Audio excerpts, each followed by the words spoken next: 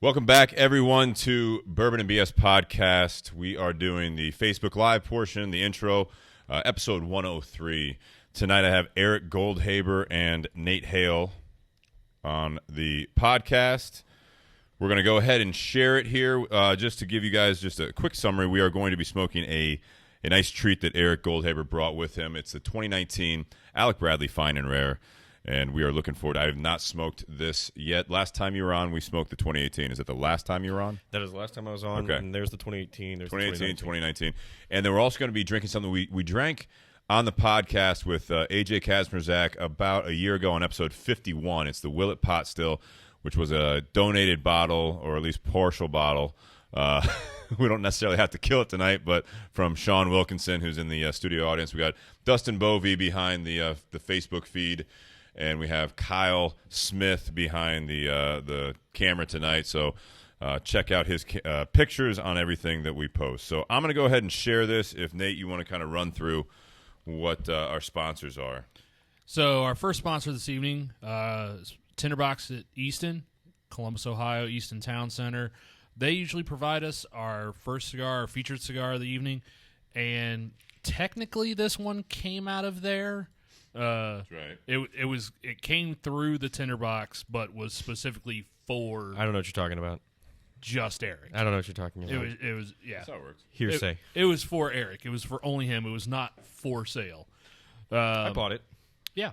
Now sale occurred. Our second sponsor is Altadis USA. So that's going to be Romeo and Julieta, Monte Cristo, H. Upman. We had Josh Bentley on last week, which was a great episode.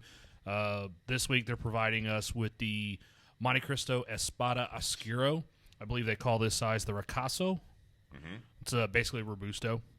We also like to thank the BS Cigar Company. Still have some silvers in stock, although supply is running low.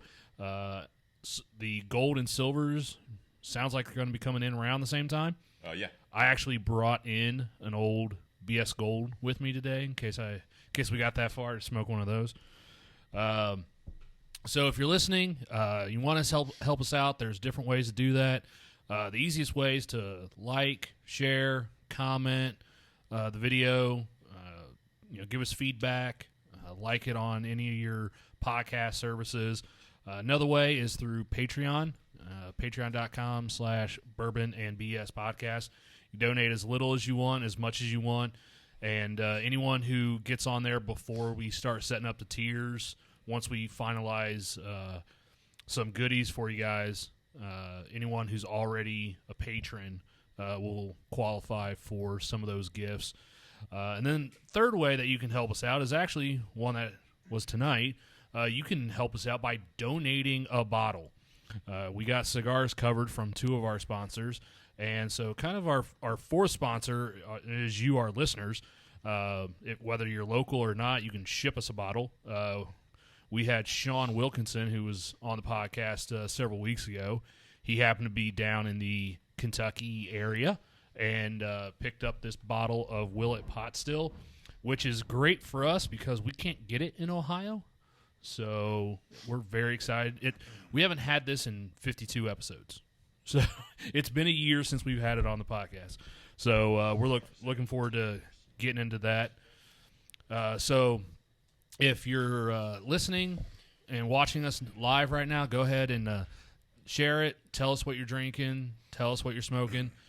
And Eric, I don't know if we need to tell the viewers again, but Eric does not drink. Never has. So there will be plenty more of the Willet Pot Still to go around. To be perfectly clear, the phraseology I found most comforting to other people, most relatable, I guess, is I've never tried it because saying that I never drink usually questions like something you having used happened. to and quit. Yeah, or there's some bad, tragic thing. Nah, I've just never tried alcohol.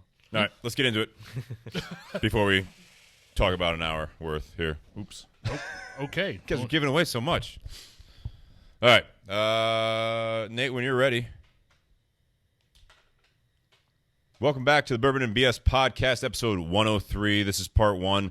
We've got Eric Goldhaber on again. This is your third or fourth time? So this is my second time being formally invited. This is my third time. I was present. I think it was the 7th or 8th episode ever. You when were had a Brandon featured Karsten. guest. Yeah, you were part of that one. And That then was you wrote me in like last second. You're like, you know what?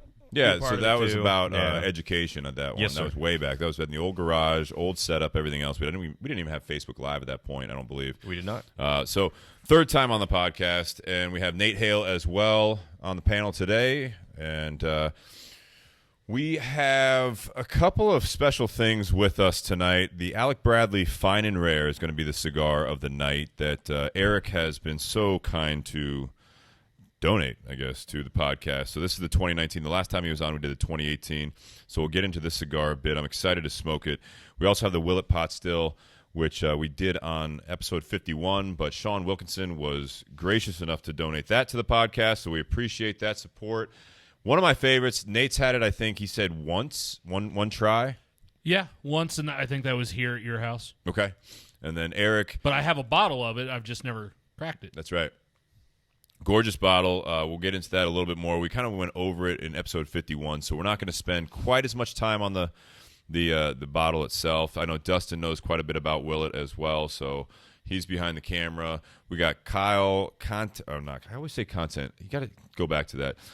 Kyle B. Smith photo on Instagram. So he is for hire if anyone is looking for a photographer, videographer for some of their work. But he does great work for us. We appreciate it as always. So thank you for that. I want to thank our sponsors real quick for the podcast audio listeners. It's going to be Tinder Box at Easton for the weekly featured cigar. This one is not available. It is very limited. You might be able to find it at some shops, I guess, around the country. But typically they sell pretty quickly. And we'll get into that a little bit more. But there's 2,500 boxes. Eric got his hands on one right away. So that's going to be tough to find. So we are going to do 15% off of the Tinder Box at Easton for the Alec Bradley Max. So we'll go on the other end of the spectrum, in my opinion, from them. So this is going to be one of their high-end, as far as price point, limited edition cigars. The Max is a great medium-bodied cigar that is going to be readily available almost everywhere. And it's on that lower price point in that kind of $6 to $8 range. So we'll do 15% off of that. It's a pretty good bang for buck cigar. Oh, it's a killer bang for Great. buck. Pound for pound, it's a good cigar. And then they have the Super Freak, so... That's right. They have a Super Freak. So they've got, they're all wide ring gauge. But so, 15% off if you guys are elsewhere and you can't get into the Tinder Box. We'll do a 5-pack minimum with 15% off plus shipping. So check that out. I'm going to try to publicize that a little bit more. But hopefully you guys can get your hands on a Fine and Rare. That'd be amazing because I'm looking forward to it. Tonight, also, Altadis USA, Monte Cristo is one of their brands. We had Josh Bentley on for a very good podcast last week. This is the Monte Cristo Espada Oscuro, which is all Plasencia, Nicaragua tobacco. Fantastic cigar. A little fuller. I don't know if it's going to be fuller than the Fine and Rare, but it's definitely fuller from Monte Cristo. So I always really enjoy this cigar. And then also BS Cigar Company. We got Eric Espinosa pushing through our silvers right now. So hopefully those will be in sooner than later. And then also the golds, we're going to be working with Plasencia as well. So when those hit, there'll be all sorts of publicity about those. We're looking forward to that as well. It is cold in Ohio again. I just traveled back from Boston area, Salem, Massachusetts, brought back a nice cold. So if I sound a little nasally, I'm going to blame it on Nate with the soundboard, but it is not his fault. I am definitely a little bit stuffed up, and the cold in the garage is not helping. I'm sure the smoke's going to be perfect for it. So I'm looking forward to that. Yeah, I don't have auto tune on this thing. You don't have auto tune? There's only so much I can do to help you. Eric also is coming back from a little bit of a sickness. So, it'll be interesting to hear these voices tonight on the playback. So I hope you guys enjoy it. Please feel free to make fun of us if we sound too stupid. Nate, you just sound normal, so that's cool. Which is stupid. Right. Yeah, okay. Yeah, that was an interesting tie-in. Thanks, Steve. Thanks for leading that one in for me. So I kind of want to also mention the Bourbon and BS community page on Facebook. We are mid-600s right now. Nate, you just checked 664. So we're pushing 700 members on that. Very cool stuff. We've got some things coming up on that. I'm looking forward to local meetups, at least in the Columbus area for starters. So stay tuned for that kind of stuff. Also on the Patreon page, patreon.com/Bourbon and BS podcast. You can contribute with a monthly $1, $5, $10, whatever, $20, $1 million a month, whatever you feel comfortable with. Just got to throw it out there. Fishing a little. Fishing a little bit. I met with a printer today about some swag that we're going to be doing for that project, along with some other things that we're working on in the other business as well. So looking forward to some ideas coming, and we'll get your guys' opinion on that. And then also we'll be doing thank you packages for the Patreon patrons. So appreciate all the support out there from everyone that's behind the podcast. And without further ado, I do kind of want to get into. Oh, you want to do the cork pop? No, I just want to hurry up and pour it. All right, we'll pop the cork. Okay. We'll do the cork pop here on the Willet Pot Still. That just slid right out.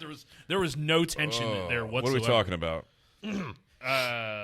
So how about that weather? The cork? It is cold, It's cold, Nate. yeah. It's cold. Known to I have some understand. performance issues. I guess the cork shrunk. I'm One in every 7 men. Ooh. Anyways, there's no. just stop. Now Nate, you're just stop. playing with it. If you Yeah. just play with it, it's not going to get any better. And I mean, Just put it in your mouth. easy. Whoa! Hey! All right, there is an explicit rating on this. Anyways, while we pour the Willet, let's get into the Alec Bradley Fine and Rare. Thank you very much. Did you pour? Oh, I'll let you pour, Eric. So while Eric does not drink and never this is has funny. drank, we are still gonna give Eric a pour because one thing I've learned about Eric is he's got an amazing ability to pick up notes just through a sense of smell. A little bit more than some of the rest of us here in the garage.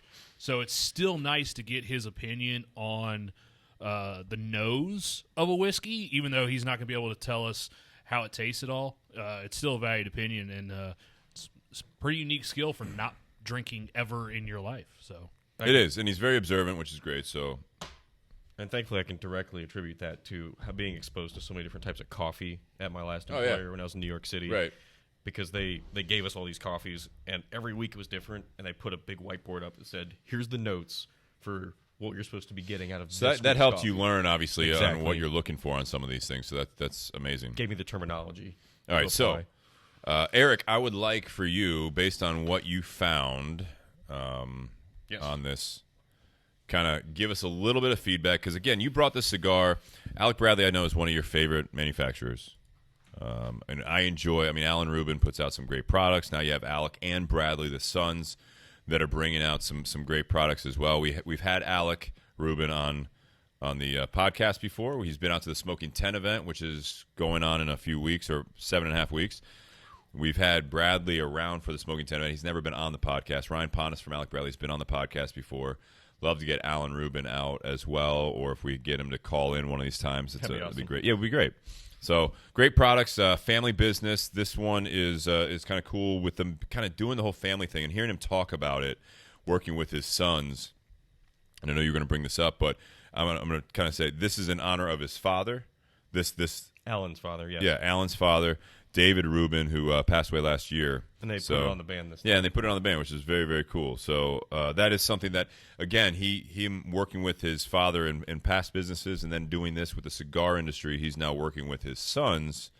I think that's just one of those things that even though this isn't one of those families that necessarily has the 1800s, history in the cigar industry, which is amazing. It's mind-blowing, in my opinion. Like, we have Hirochi coming to Columbus in March as well, and he's fifth generation. Which is crazy. Cuban farmer. All that stuff is amazing. They start a little bit later, obviously, much later, and now they're still keeping it as a family business, which I absolutely love. So tell us a little bit about this while I'm going to light this one up. All right, so first and foremost, I just picked up this box. I want to say it was a couple months ago. I've never smoked one. I've never lit one up. The furthest I came was I took one out of the cellophane the day that we got the box in the shop. And I remember specifically I handed it to Brian, and I wanted his opinion, the manager of our Tinder Box. And he's a hard sell on a lot of cigars because of how many he's been exposed to. And for the first time, I saw his eyes light up about this cigar. He was incredibly excited. He said, that smells like one of the Cubans that I've had. That smells great. And it was finally not something that was super outlandish and different like the other fine and rares that I've had, which were very different from the Alec Bradley line. He said that this smelled similar to, and you and I both know that everybody says Cubans as the high end descriptor for a cigar, and it's not like that. It's from a different place. And from Brandon Karst bringing me back some Cuban cigars from when you went, Speaking of the mic a little bit more. I see exactly what Brian meant, because it smelled exactly like some of the farm rolls. Oh yeah, the custom rolls from Club exactly. Habana. Yeah. So I see where he's coming from, at least from smelling an untoasted, unsmoked cigar. So here's to trying it. There are only 25,000 of these cigars made, only 2,500 boxes, 10 per box, and it is a combination of two different types of tobacco. It is Honduran and Nicaraguan, and it has a Honduran wrapper. So Honduran wrapper. And this is the size. So they have kind of these codes or whatever, and it's a HOF/506 for this one. 6 1/4 by 54. It is a box press. Which are they all box press? Do you remember that you've had? of all the ones that I've seen, they were all a mild box press. They're not a super hard edge. Yeah. I don't think I've ever seen a round fine and rare, but I'm definitely not the authority. Yeah. Watch that microphone when you're toasting it. We have some very interesting smells if that little foam guard catches on. Well, I am working on trying to have some backup mics. Well, yeah, but let's not encourage it. Anyways, this one is interesting to me. As always, the packaging is out of the park. It's over the top. This is a cigar that I feel like if by chance it wasn't good, like you smoke it and you don't enjoy it, it's kind of it's almost an overhyped marketed cigar. The boxes on these are gorgeous. 10-count box. It's a heavy box, very heavy box, like it's itself. And then you have 10 cigars in there, and the suggested retail is over $20. Yeah, about 22, I think. Yeah, something like that. $21.50. $21.50. Yeah. So depending on what state you're in, it could be as high as 25. I mean, it depends, but it is interesting that this is something that they really, really put their name behind. Obviously, now you're bringing in the grandfather or Alan's father. It's just neat. And again, they're using some of their best tobacco. You said Raíces Cubanas is the one that's manufacturing it. Yes. I believe that's most of their tobacco that they have And only 2 acquired. rollers. And 2 rollers total are doing this. Yes. And it's not in the published article, but I've heard this. I hope I'm allowed to say this from Ryan Ponist, that this is the last year that... Allegedly. Allegedly, this is the last batch of fine and rares to be made, theoretically. So... It's interesting. I was watching another podcast that Alan was being interviewed on, and it was kind of cool that he was smoking this cigar. And he even said himself, he's like, normally I don't smoke these because we literally do so many cigars and we sell them all. And so I'll smoke it, as we're blending or whatever, be a part of that process. But once they're gone, they're gone. He did say, though, and I don't know if it's because it's the last year, allegedly, he did say that he was smoking this cigar because he had them roll some extras for him. So maybe he dipped into that 25,000. Maybe he did 26,000. Who knows? But yeah, at least an extra 10. Probably a little more than extra 10. He doesn't mind if they're bundled at that point. You know what I mean? He doesn't need the box. Save the boxes, just bundle them and put them in a humidor. But it was neat to see. This like a 300 or 400 count humidor in that styling. Good. Why not, right? Right? If you're Alan Rubin, I would. All right, so what do we think? Yeah. What do we think of this? Darker than I thought it was going to be, for sure. Definitely. The look? Darker? Wrapper? Yeah, I mean, actually more off the nose from when I smelled it before I lit it. It smelled more, I like your word, subdued, where you have to hunt around for flavors is what it smelled like from the nose before I toasted it, before I smoked it. Yeah. But I'm immediately getting a little bit of strength off of it, actually. And I didn't see that coming, and it's not like an aggressive strength. It's not like an aggressive pepper. I do get a tiny bit of spice. Are you getting any spice off of this at all? I think you know what? You said it earlier before the podcast started that you had like a tingling on your lips from it. A tinge. Sorry. No, just before. I get that. Just when I was dry drawing, before I lit it up. I just had a little tinge on my lips from the tobacco. But it had a really good flavor on the dry draw, which made me really anticipate it's rare. more smoking. Well, no, it's in the name. It's fine. That a dry draw actually gives you flavor. Yeah, it is. And I'll still even try and retrohale a dry draw. Yeah. Does it ever yield anything? Yeah. Wow. Yeah. All right. I'll have to try it. Yeah. But no, it definitely has more spice and body than I was expecting. Especially with something being this well aged as I know it is, and it's got a lot more spice, especially through the nose, through the retrohale. I agree. It's got a lot of pepper in there, like more like a black pepper, not a white pepper, or like last week with the ginger spice. No, it's more of a black pepper, kind of like what we would get off the BS Silver, that kind of pepper. But it's got a lot more on the palate than I was expecting. Very complex so far. I'm sure that'll work its way through. The further down we get, but it's got a lot going on. This is not. It's not a quiet cigar. No. If that makes any sense. And the other one was. I was going to say this one's fuller, in my opinion, than the last one we I did. was going to say you can speak to the last one. Nate, did you ever have the 2017? Is that No, okay. 18, right? This was rolled in 2018. This is the 2019. This is the 2018. Yeah. I apologize. Okay. Yeah. So, I think it is a fuller blend. For sure. I mean, as far as body, flavor, it's different. And so I don't want to compare it completely to the 2018, but I think that I agree with you on the. It is, because it's. And again, I'm hoping that me coming off of a cold or whatever I have is not going to affect it too much. But I did get a lot of pepper in the initial retrohale. On the palate, I'm getting a little bit of the a little bit different spice. It's not going to be pepper, but it's like it's more of a food flavor on the palate. Almost reminds me of almost like cayenne. Yeah, a little bit. Where it's not an aggressive dark pepper, but there's spice to it. Yeah, that's what I'm thinking too. And it's a flavorful spice. Mm-hmm. Yeah. Mm-hmm. Other than that, it has already kind of calmed down. I think the foot of it was a little bit more of a pop, as far as that pepper. I think getting into it, I think it's more now a little bit mellowed out, but it still has that, but it's not as in your face with it. Dave Merrick wants to know what would be similar at the shop to what we're smoking right now. I don't know. Let me think about that, and Eric, you talk about what you're thinking on this. Well, I'm initially worried that my coming off of this cold is potentially suppressing any of the other notes in the body. That's fair. So I am glad that I can smoke this again, because right now what I'm getting is a lot of spice. Normally you can get some sort of a woody note off of a cigar. And get a little cedar, not much. And that's the thing, is I'm struggling to get any right now. Yeah. And I'm thinking that's more me coming off of the cold than anything else. Stay central on the mic.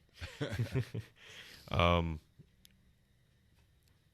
I think I'm gonna have to wait for it to open up a little bit further before I can actually speak more to it, because right now I'm limited to that darker spice.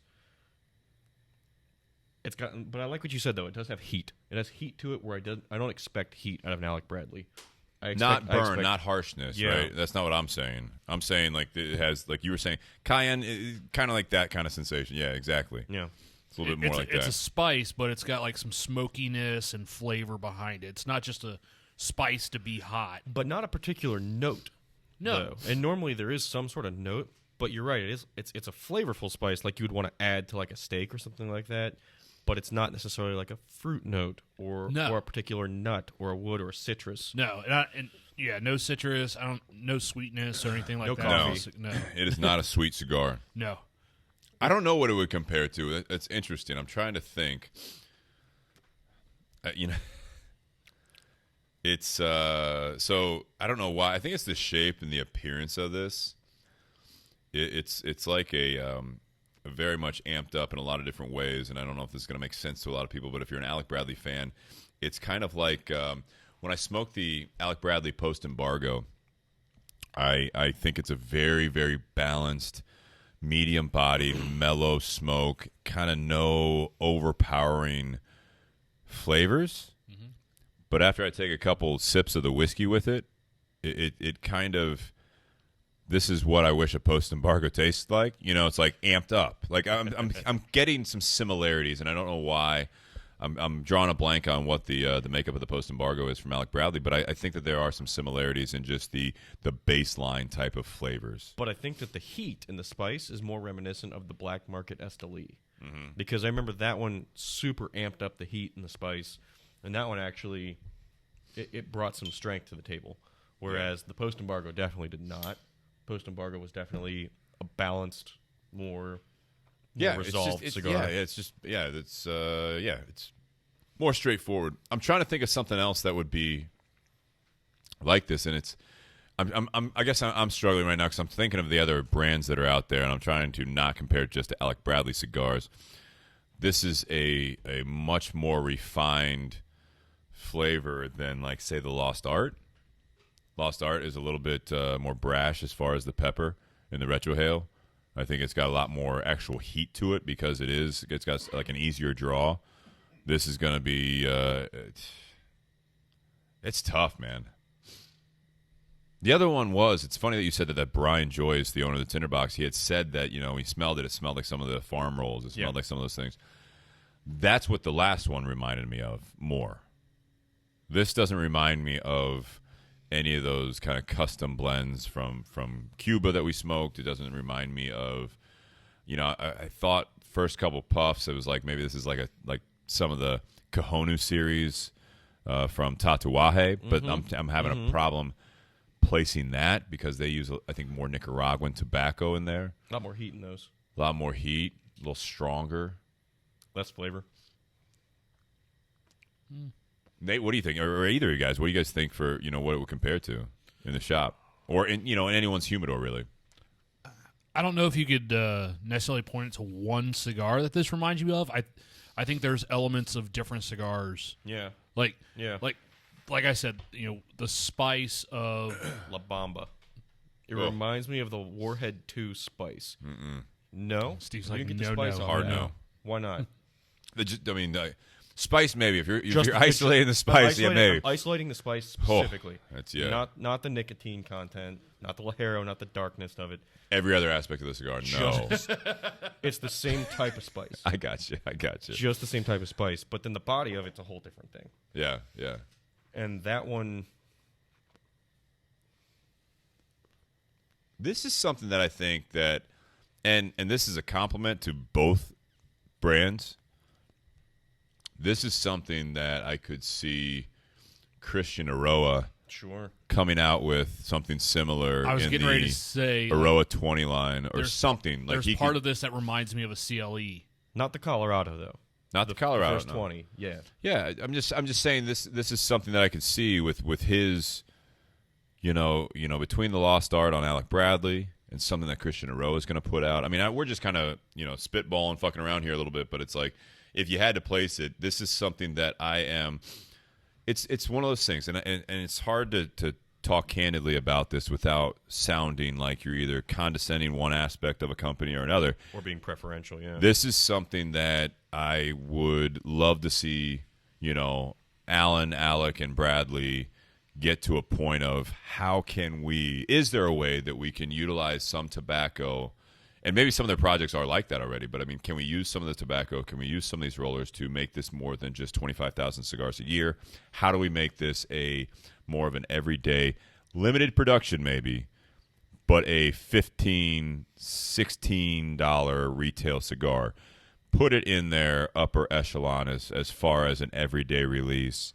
A lot of their price points on their everyday releases are going to be, $12, $11, like the Prensado, the Lost Art. They've got a couple others, and I just think that this is one that, that'd be great if they could get real close to this on a regular basis. It's not going to be quite that, it's not quite that, but it's their Padron anniversary. It's their Aroa first 20 years, or the Aroa, Aroa Dark, or it's just something that's limited, but it's something that they can do on a more regular basis, And it's something that can get into more people's hands. Yeah, It's like, oh yeah, if you like that, not every 25,000 cigars, not everyone's going to get one. But yeah, if you make a cigar that's similar, maybe the tobacco doesn't have quite the age. It's a little bit of tweak on the blend just due to availability of the tobacco, but we're going to get close and get more people to have it. So that way, then it makes the fine and rare, more desirable. Because if people like that one, it's like, hey, here, yeah, you like Padron? How about the Padron 1926? Oh, you like Alec Bradley? How about the Alec Bradley Right. Fine and Rare? Right. Yeah, Willie Pinero says, really enjoyed the Alec and Bradley Gatekeeper. I haven't tried the Fine and Rare. Willie, I would say this is – I've enjoyed the Gatekeeper as well. It has not been a dominant, asked-for cigar for us yet. We will be possibly debuting it here soon to some people. Maybe the Smoking Tent event, it's in the running for some of the cigars. But this is completely different than the Gatekeeper. I would say that if I wanted to smoke this cigar again and we didn't have them anymore, I would probably grab the original CBT from Aroa, but it would not have the spice. You're talking about the CBT, the dark? The dark. Yeah, it wouldn't have the spice that this has, but from a body perspective, which the CBT is more notes. It's more flavorful. I would say more the Corojo version of the Aroa, the original. I haven't had it in so long. Yeah. I had maybe 2 of them, and I've got one of them in my humidor. Mm-hmm. But it's that central flavor for the body, but it has none of the spice that this one has. Yeah. That would be the closest thing if I wanted to smoke this cigar, and we don't have the Corojo in the shop. So if he wants to know what's in the shop, Not currently, no. Yeah, I would say the Aroa CBT regular would be a non-spiced version of this. Yeah. That's close. That's not accurate, but that's the closest thing. I don't know. That's a tough one. It is. Anyone out there smoked this yet? If you guys have smoked it, you're listening to the Facebook Live right now. Comment, if you will. See what you think of it. I'd love to see it. Going over this, we did this last time, talking about the band on it, just to kind of round out what we're dealing with here. Not only the box going to be very, very beautiful, but on there it is Alec Bradley Cigar Company at the top, Fine and Rare, commemorative edition, and then it's got a picture, I believe, of David Rubin, which is amazing. Is it David? Yeah, David Rubin. Apologies there. And then it says weekly production at the bottom, 672. This was the roll date was May 6th through 12th, so that's going to be the week that it was rolled in 2018. Release date November 15th, 2019. So 18 months. 18 months. So I mean, you're rolling it and aging it over a year. Mm-hmm. So I mean, they're taking every precaution. That's gonna add to obviously it's going to add to the cost. When you're warehousing something, you're sitting on the tobacco not only before you roll it, but after you roll it. Now you're going to be dealing with the warehousing, the upkeep of it. Whiskey is the same thing, in a barrel or everything that stuff. So yeah, definitely top notch. Alan, this is if you're listening or you listen to this podcast, I know you've listened before, and I hope you check it out. But I would say if this is the last one, that is an absolute shame. You guys definitely knocked it out of the park. This is going to be something that is if it was my 20, 21, 22, 23, whatever dollars, when I would definitely put this right up there with a lot of the Davidoffs that are on the medium plus side. I would put it up there with the Padrones that are in that price range. You're talking about some of the 1964s, 1926s. This compares to the Little Hammer, I think. Yeah, it's some of the unique years as well. I would say this is something that people are going to enjoy. The nice thing about this versus some of those like Padrones is that you're introducing some Honduran tobacco, not just the Nicaraguan tobacco. Not saying one is better or worse, or if you like Honduran more than you like Nicaraguan or vice versa, like Dominican. I would say that this is something that you're not going to find the flavor profile in a lot of cigars. Like what we're struggling to find here and what Eric was saying, Nate was saying, it's you're going to find notes that reminds you of certain cigars, but I can't place one off the top of my head that is going to be right there, smack dab with it. But that's a compliment in and of itself. That this is an original cigar. This isn't a rebranded something else. This isn't a reimagined something else. This is truly its own thing, which is why we're all struggling to come up with a recommendation for what else you could smoke besides this to get this. Mm-hmm. Well, I guess that's also part of the name Fine and Rare. It's rare to find another cigar that's going to have this kind of flavor profile and complexity. And it's a damn fine cigar. So yeah, I love the fact that there's just that heritage there. And again, I mean, talking about what we had kind of talked about with it's not as much necessarily as much heritage as some of the other families that are in the industry, but you have to start somewhere. You got to be at a certain level. And with Alan Rubin starting this company, years ago, a couple decades ago. You're going to have, he doesn't necessarily own factories. He doesn't own fields. He doesn't do, and like that's not where they're at. They may never get to that point. He's more in the realm of like Ashton.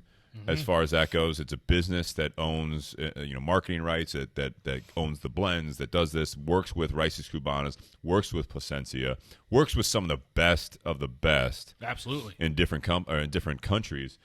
And this is one that every year they put out something different, and it's amazing to see what they do. So, again, I would absolutely recommend anyone trying to find this to do it. Billy, good evening, gentlemen, and everyone watching, checking in from Long Island, New York. Billy, it's good to see you on the feed again. I appreciate that. Willie, like I said, you're out there. David Willard, love having you a part of this. Ryan Newman is checking in, and he was trying to compare it with Nate's sweet personality. Oh. He'd compare it with that, even though he said there's not much sweetness. So maybe that's what he's talking about. You don't have much sweetness. You're not sweet. That's what Ryan's saying. Billy, thank you. Love your show. I appreciate that. That is amazing to hear. Love having you be a part of it. With the Willet pot still, I do want to do some highlights with this. It's a family-run business. I was down at the distillery now, 2 years ago. I think it's maybe more, 2.5 years ago. I went with Jake Sanders and Alicia. Gorgeous place, one of the smaller distilleries. Unfortunately, Willet is not distributed in Ohio. That really bothers me, but I get it. It frustrates me because I love some of their stuff. You've got Drew, I believe, right, Dustin? Drew is kind of the master distiller at this point. Big cigar guy. I know that he has a close relationship with Pete Johnson, among other people, but Pete Johnson from Tatuaje Cigars. I know Pete's got a lot of their family estate stuff, their rye, which I love their ryes. We had some of their 15-year-old bourbon when Bob Breyer was on. That's what I was going to bring on. We had the 15-year-old bourbon and the or was it 15 or 8? Yeah, 15-year-old bourbon and then the 5-year rye. Right. And I love the 3-year rye, which they don't make anymore. I have 2 full bottles in the basement, which I probably should have told you guys. At least people in the garage. But this one is their bourbon, right? This is the pot still bourbon. The bottle is one of the most beautiful bottles in the industry, in my opinion. It is modeled after their pot still, which is a 2-story, 2.5-story pot still, copper pot still that they have.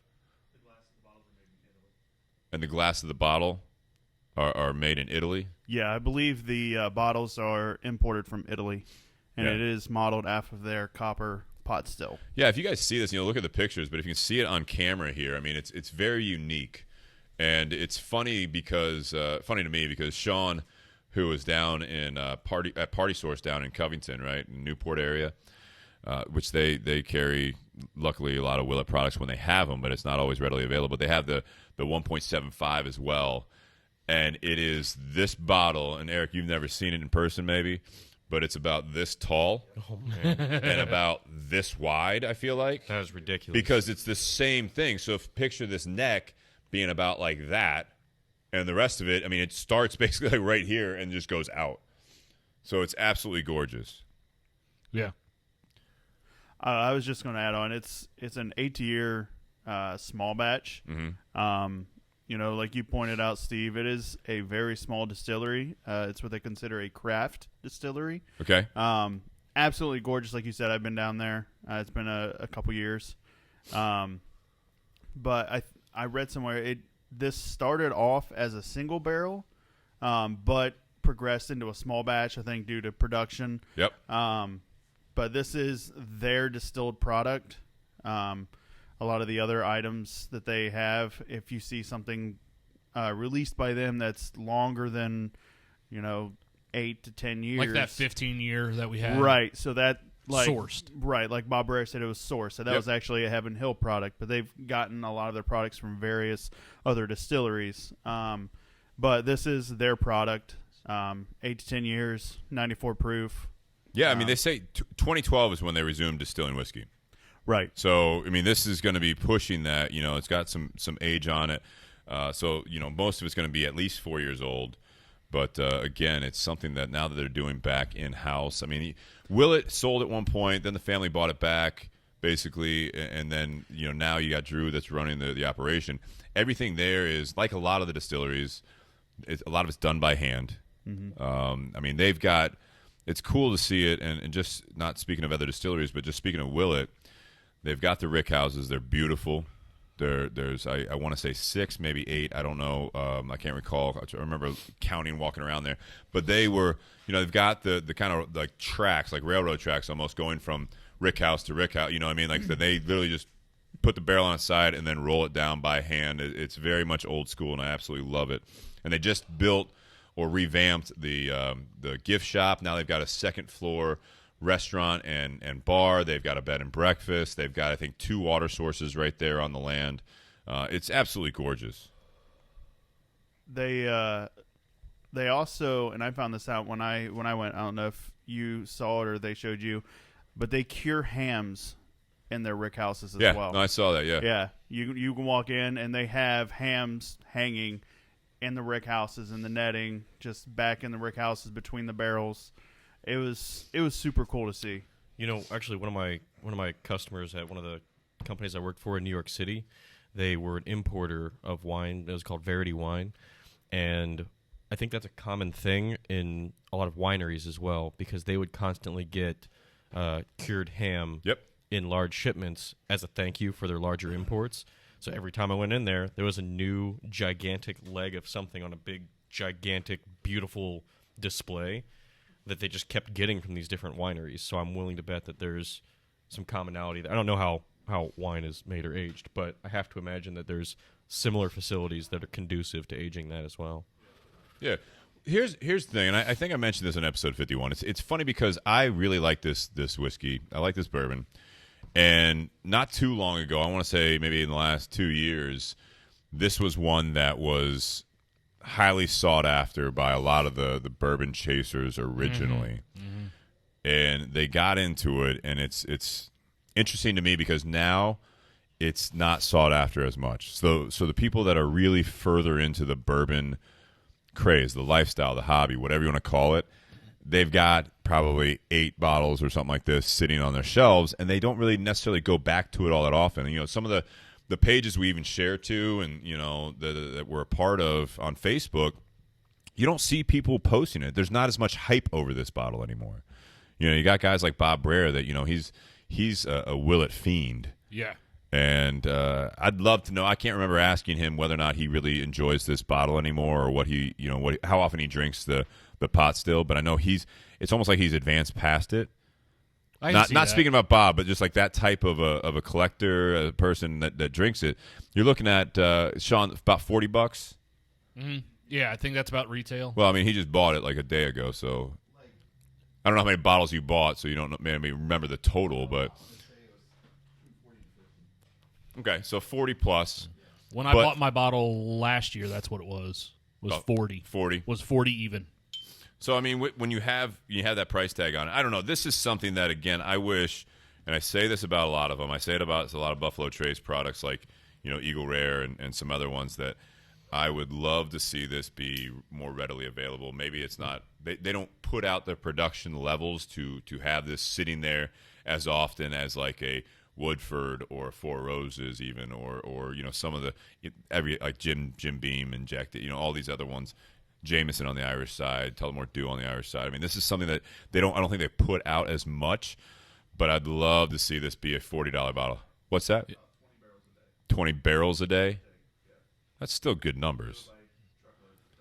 That's still good numbers. Yeah. Smaller than most.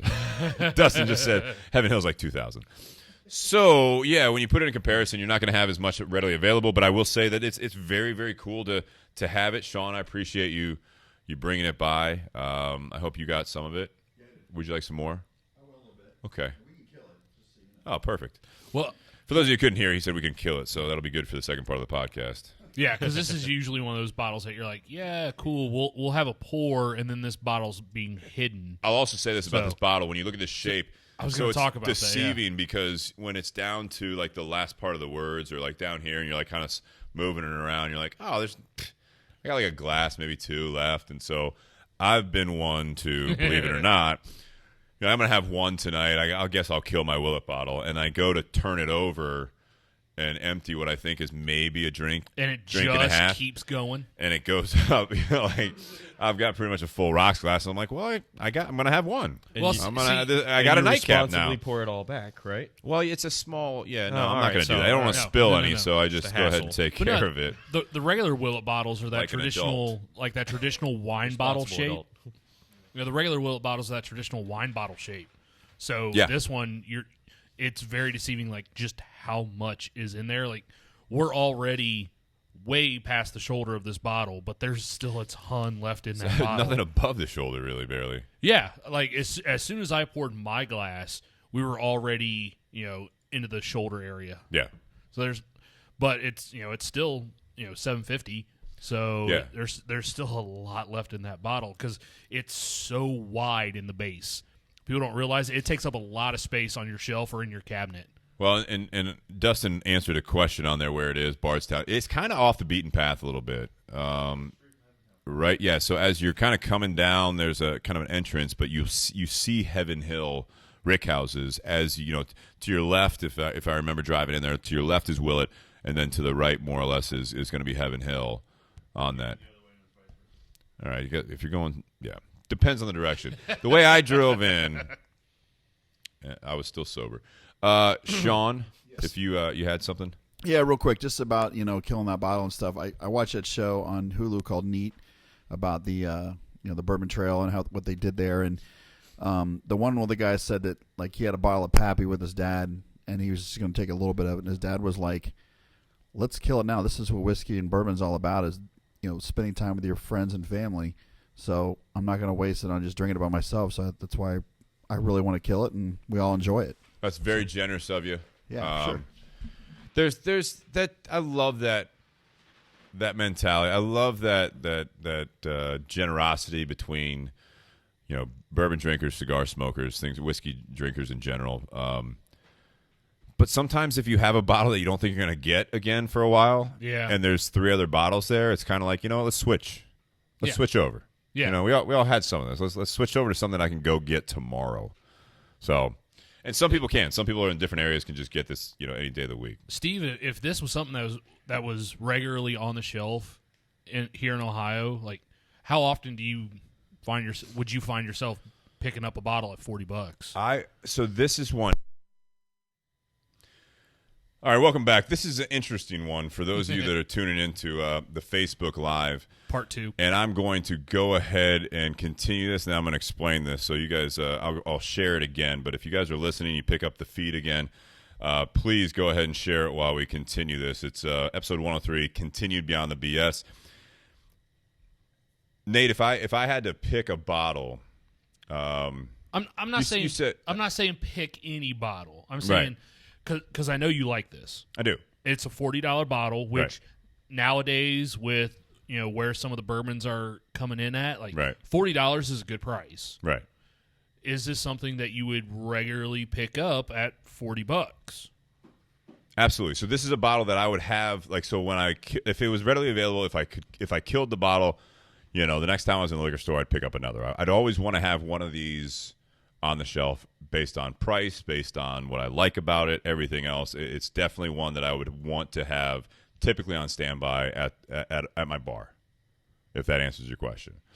This is something that's kind of like I picked up a bottle of Buffalo Trace today because I ran out of the one that you had given me the last bottle of Buffalo Trace for Christmas, and it was amazing, but it got drank because, again, when it's a $25 bottle of whiskey, that's something I don't feel bad killing with friends no matter what. If it's harder to get, it's just there's no major investment in that. It's like I know I'll find it again. It's not just something I can get any day because of the availability. So that's what I'll say about that.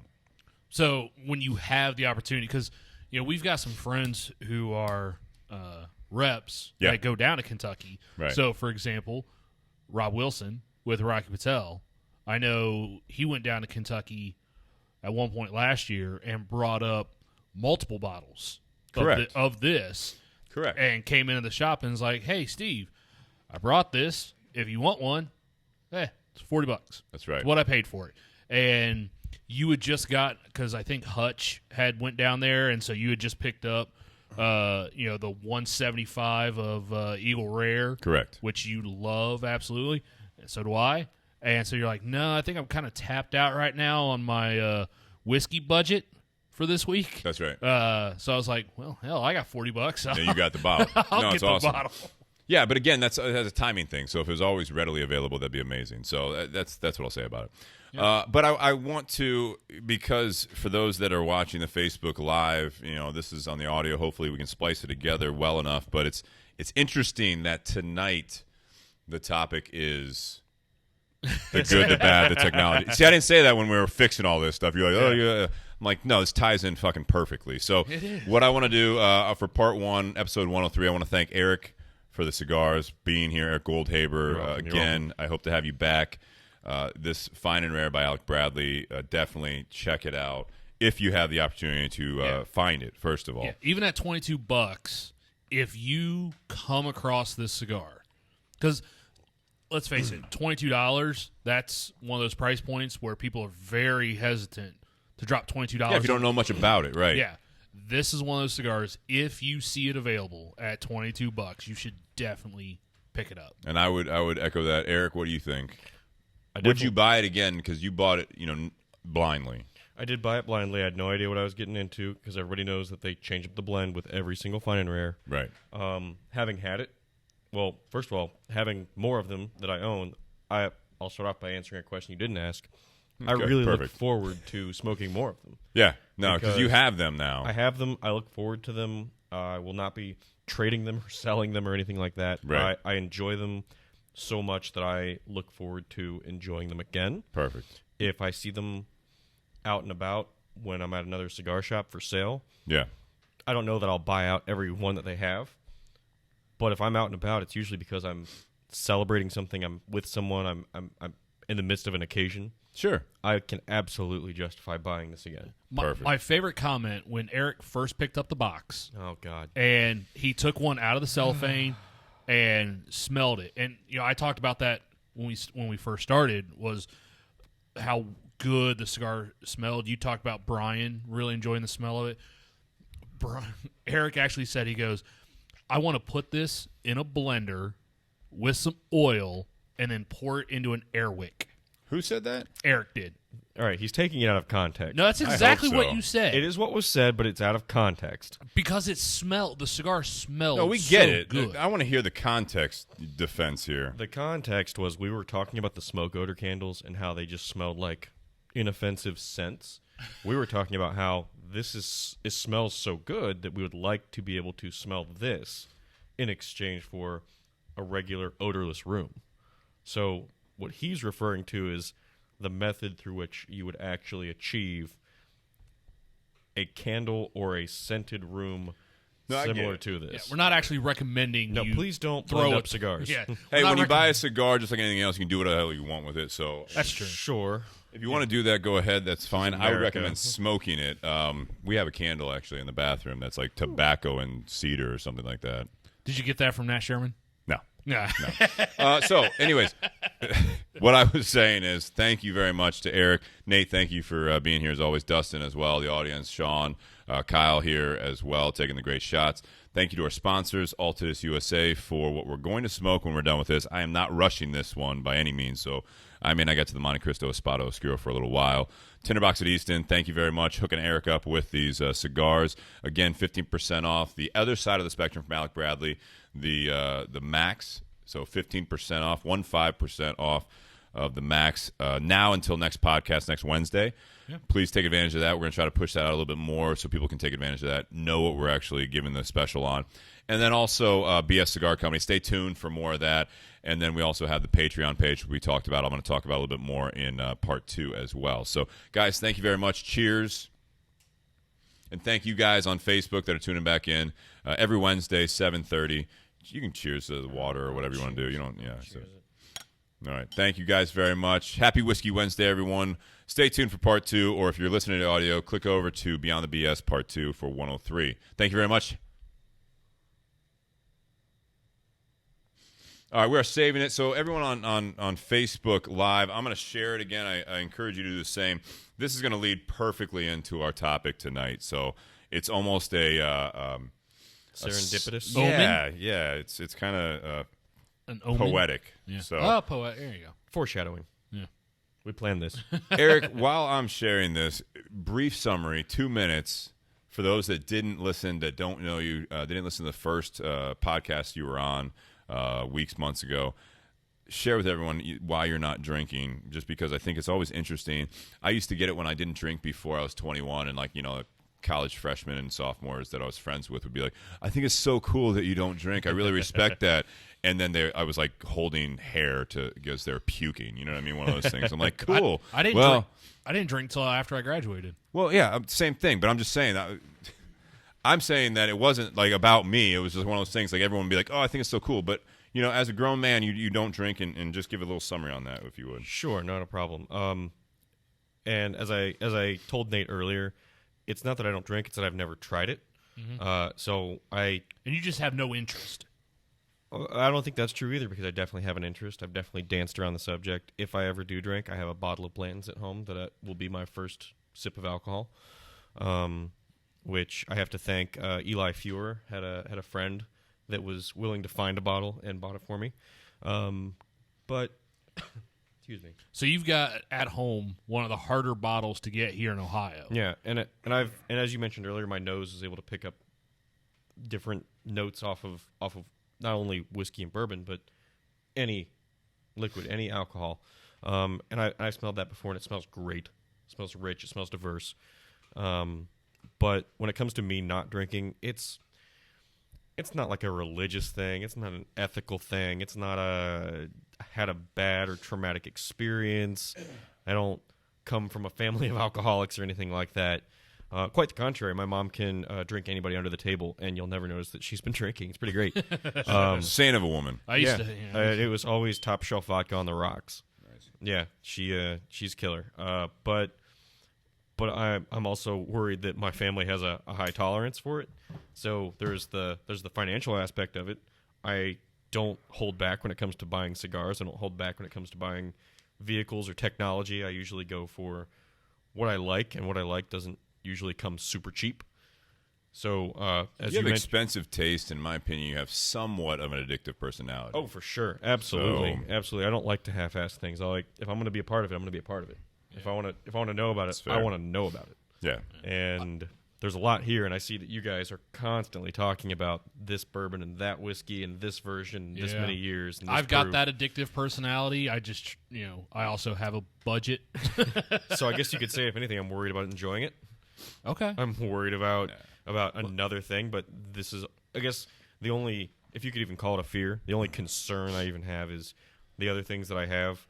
You can't get pulled over for having too many pieces of technology in your car. Right. You can get pulled over for having a blood alcohol level, and one mistake with one thing could ruin a lot of the other things. So for me, I guess you could call it a risk thing, if that, but that's also me speaking to my own lack thereof moderation. Well, it's a choice, right? So Sure. it's a flat-out choice, which I can appreciate, and so that's where, knowing you as long as I have, I'm interested at some point. We've talked about this before, is that if you ever do try it, it'll be cool to see. And again, it's if knowing all of that stuff, that's where you make the choice, if you want to or not. And I like that about you. So let's I appreciate you being honest and open about that. Of course.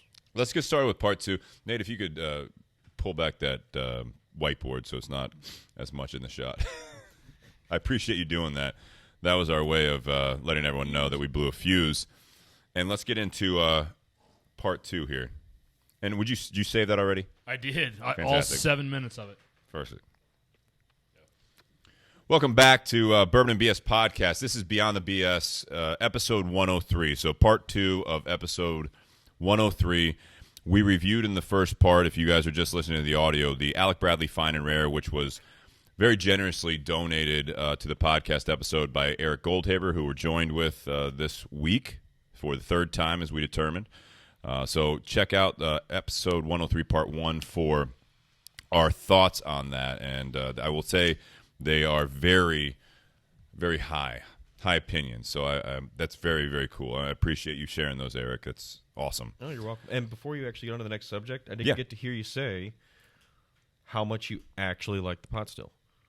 So we talked about it, We didn't talk Yeah. about notes. We didn't talk about pairing either. Yeah, we also didn't talk about how much you actually, at the end of the day, liked it, loved it. Yeah, I did allude to it a little bit, and Nate asked me how often I would get it, if it was readily available. I do like this pairing. There are definitely some other whiskeys I would love to try this cigar with. Maybe something, not necessarily a rye. Nate holds up an Old Forester rye. But yeah, I would like to try some different ones with it. That's the unfortunate part always about something that is limited, very, very limited, not readily available, or even ever again. Yeah, Fine and Rare by Alec Bradley. But the Willet Pot Still was the one that we also were talking about in part 1. And it's one that would be kind of a regular drinker for me if it was more readily available in Ohio, which is not distributed in Ohio. But as far as the pairing the two of them, I think they go well enough together. I think the cigar is a bit more of a refined, balanced flavor as I got into it. It's built quite a bit, but I do think that the whiskey brought out or altered the flavor of the cigar a bit more. So, yeah, I would say I like the pairing. You guys? I can't think of too many cigars that would be bad to go with the Willet Pot Still. Because it does stand out on its own. It doesn't have anything. The whiskey itself, while as a whole, it stands out as a good whiskey. Yeah. There's nothing particular about it, that stands out. Right. It's just the overall character of the whiskey is a great whiskey, but there's nothing individually about it that stands out. The cigar, while it is a stronger cigar, it's a spicy cigar, doesn't detract from the whiskey. So they still go well together, but yeah, it would be interesting to try it with something else that, maybe complements that spice a little bit more. Right. From the nose, I'm getting a lot of raspberry off of the pot still, and I think that's kind of a nice fruitier note that you're not getting off of the Fine and Rare. So kind of a balance. I think that it does offer up a balance because we talked that we get no fruit or sweet notes from this cigar. None. So it's interesting. No, it's sweetness from the bourbon. I would say that. Yeah, there's definitely. You're not far off. Raspberry, maybe in the nose. I don't know. I'm definitely getting a little bit of that berry sweetness too from the Willet Pot Still. Leading into Beyond the BS, though, I do want to start the audio part of it with, as always, thank you for listening. You guys make this stuff happen. We also have some sponsors which also help make this happen every week. So thank you very much, Tinder Box at Easton, for hooking Eric up with this box of Alec Bradley Fine and Rare 2019s and for the continued support. The weekly featured cigar, we're going to have 15% off this week on the Alec Bradley Max. Since we don't carry this cigar, it's not something that we can offer that on. So the Alec Bradley Max, 5 cigar minimum if you're elsewhere and you want us to ship it to you. So 5 cigar minimum plus shipping. And then also Altadis USA, we got a Monte Cristo Espada Oscuro, which I am, again, normally I'm in a hurry to smoke that, but with this one still burning, I got over half the cigar because we've been talking, and I'm looking forward to finishing this cigar. So I will be getting that Monte Cristo Espada Oscuro, which is a fantastic cigar, all Plasencia tobacco. It's a second addition to the Espada line, and I think they knocked it out of the park once again with Plasencia tobacco. And then BS Cigar Company, stay tuned in the upcoming weeks and months for the silvers and the golds. Golds are going to be coming from that Plasencia farm and factory in Nicaragua, so that I'm looking forward to that. Alan Rubin's on. So, Alan, if you're just tuning in, we appreciate it. He says the Whistle Pig 10 paired nicely with this year's release of Fine and Rare. I just have a Whistle Pig 15 inside, so maybe we'll do that. I don't know. We'll see. That could be interesting. But then again, the Whistle Pig 10 is a rye. You have a 10? Well, can you drive home and get it, Dustin? Okay, not right now. Thank you, Alan, very much. Hopefully you have a chance to tune into part 1, listen back at that, and see what we thought of this amazing cigar. But cheers and congratulations on another great release. And it's great to have that commemorative edition. This is amazing. So also, I want to point everyone to, on Facebook, if you're watching, it's great. Every Wednesday night we will do this. Also, we have the community page, which is something that is a continuing education. We're pushing 700 members in about 2.5, 3 months, so that's amazing. Really appreciate that. And then also the Patreon page. We've got a handful of patrons on there, and we appreciate all the support, monthly contributions. We have a handful of different levels so far of people donating, which is amazing. And as I mentioned in part 1, there is swag coming in the upcoming, I'd say, probably 8 weeks. So that is something that we'll be pushing forward with. Cool, I'm excited about that, getting feedback on that, and seeing what you guys want to see on that. The topic is the good, the bad, the technology. This is a great one. So if you're just tuning in or if you're just listening on the audio, hopefully spliced it together enough. Eric brought over a space heater because it's, 20 degrees outside. We're in a garage. We've got the propane going, but I was nervous about it. I said, let's try it before the podcast. Didn't blow any fuses. Of course, For a while, too. Yeah, about 45, 50 minutes into the broadcast. The reason we're doing a part 2 on this, as far as the Facebook feed, is it blew the fuse. It we lost the crashed sound the garage equipment. born, the garage band, and everything. So it's poetic. I mean, it's something that this is absolutely fitting. I did have a comment on here from let's see, gentleman by the name of David Cox. I must be y'all jinx.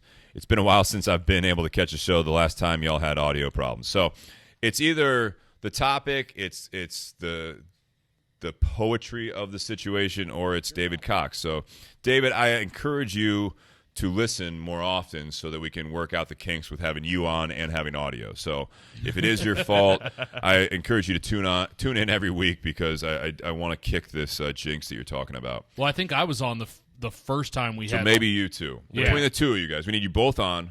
If it is his fault, are we going to ask him to leave? No.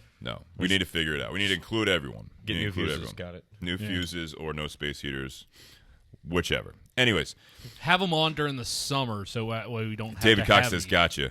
I appreciate that. With this topic, we have this topic tonight. Eric Goldhaber is by trade, if you will. He is in the technology world, mostly IT, but he's also dabbles with other things with technology, and so we're going to get into a little bit of what he does, which I'm happy to have him on. Also, kind of what we were just talking about with the fact that we are we rely so heavily on technology. So when you hear it, and everyone says that, when technology is great as long as it works, and when it doesn't work, then you kind of get screwed. You're not prepared all the time. Anyone can have backup plans, whatever it is. And I mean, even with this, we're back up and running minutes later.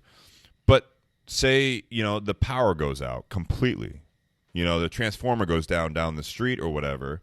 At that point, we're pretty much out of luck at that. I mean, we don't have lights, we don't have power for any of this stuff. So yeah, we could broadcast to a dark garage on what's left of the battery on my phone, but it's something that we do so much on a daily basis that it's going to be hindering upon the fact that we rely on this technology, and it's things you don't think about. When your power goes out in your house, now you have to if it's a couple minutes, no problem. If it's more than that, if it's a couple days, now you're dealing with this time of the year. If your heater goes out, your furnace goes out, things like that. It's like now you got to worry about pipes freezing. You have to worry about the heat in the house, just in general, living in there.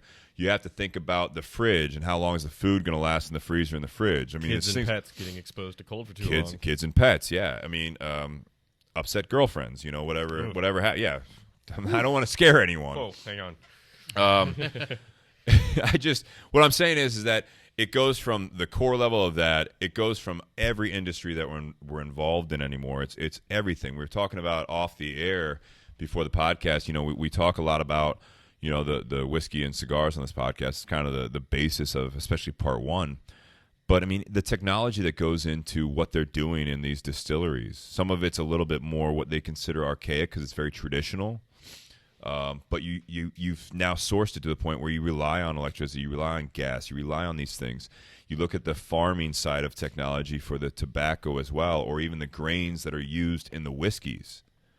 All of these things that people don't really think about until you have that, doomsday apocalypse type thing where the whole grid's shut down. But on a daily basis, I think, the other thing that I kind of want to get into is, with what we're doing here on Facebook, on iTunes, Spotify, all this stuff that we're so reliant on, is there's so much negativity about technology, and now you're filtering it in. Like my iPhone with the latest OS. Now it's like I get updates on my screen time. Has it gone up? Has it gone down? what does that mean? You know what I mean? Like it's one of those things that as parents they have parental controls where they have this control over, like, you can only have so much time on your phone, on your tablet, on your video games, whatever it is. But there's a lot of positive. There's a lot of use you can have on it. You have an iPad, and like, you know, all schools that have, you know, appropriate funding anymore, like that's almost a given. You go in there and you're going to have an iPad. Back when I was in school, it was like we had a computer lab. Before that, you never had any of that stuff. You know what I mean? But now it's like everyone talks down about this stuff because of social media, because of all the different apps that are out there that are sucking, you know, your lifestyle away. But then they neglect to refer to all the positives that are coming out of it. I have a question. Go ahead. When you were in school and you had the computer labs and you didn't have your own piece of technology, just answer it simply. Did you remember enjoying or dreading having to spend any amount of time in the computer lab? Enjoying. You enjoyed. Okay. Because I knew that whether it was the black and green screen Sure. or the new fancy colored screen. With the mouse, yeah. Yeah. Oregon Trail. Okay, all right. And that Which was like an educational game. yeah, at that and, time. and that's It when I was. was in elementary school. So when they were like, "Yeah, you know, we're going to spend this time. We got the You enjoyed it. lab booked for an hour." I'm like, "Yes, I get to play Oregon Trail. I don't give a shit which version it is." Steve, did you enjoy it? Yeah. Do you I remember did. enjoying it? Yeah. No, I absolutely did. All right, so that's interesting because I remember the opposite. I remember dreading it. Really? And don't get me wrong, I just like you, I played Oregon Trail. I love playing the video games that we had. But You have died of dysentery. if I fast forward out of the preschool and the kindergarten and the elementary school to middle school and high school, when I had this is such a weird concept. I had to use the computer lab to type my papers, to print them out, Yeah. to do my assignments, and I remember that it felt cumbersome and it felt like a hassle by comparison to the, hey teacher, just give me the homework assignment, give me the sheet of paper, let me get my pen or my pencil out, let me do the work, let me open up the book, do the paper, do my work, turn it in, versus the find the computer that you want, make sure that it's one that had a working keyboard and mouse, or that there wasn't a problem with it, wasn't just painfully slow, because as you said, the funding wasn't How old there. are you, Eric? I am 30. I'm 30 years 30. old. So I graduated in class of 2007. So I think there's an interesting part of that, right? So when and you, how old are you, Nate? For everyone. I had just turned 36, so Okay, I so graduated. you're right there in the I middle. graduated college before Eric graduated high school. Right. So I remember. Let me speak to that point. And so David Cox is still. Thank you for staying with us and not. You know, we're really testing this jinx thing, which I appreciate. But he said computer lab in school. How we didn't have them. So I think that's a good note on how quickly technology changes. You've got basically, you know, I'm 39. So Eric, when you were doing all that stuff, I was slightly before Nate. And again, this is all everyone in their 30s. So anyone listening in their 20s or they're listening in their 40s or beyond, it's funny. Each call it 5 years, and that's even a long period of time when it comes to technology. Mm-hmm. But you know, when I was a kid, my dad was working with computers quite a bit. So we had a 8086 computer back in the house, and so the games I played on that were, you know, the 5.1 floppy disk, and it was like winter games. It was like the 8-color and all that stuff. So I had a little bit of advantage going into a lot of the school stuff where they had like the Apple IIes and stuff like that, where the one thing we didn't have is, you know, we had the keyboard and DOS and everything else. So now we're dealing with the mouse. So, and I don't know, Eric, in middle schools, when I first remember really working with computers for my age. For functions, not for games, not for enjoyment. No. For doing. Listen. This is what I'm getting at, is that before we got into the typing classes or anything else, I remember being in like 6th grade or what about that. And in 6th grade, it was like I was learning how to use a mouse. Oh man. So I had already learned like typing to a point, you know, at home and everything like that. But I was learning, like, we were doing, like, paint. Sure. Okay, so Sure, this sure. was not Oregon Trail. This was the functionality of a computer. So we had computer lab courses. So for me, I'd already kind of gotten into it a little bit.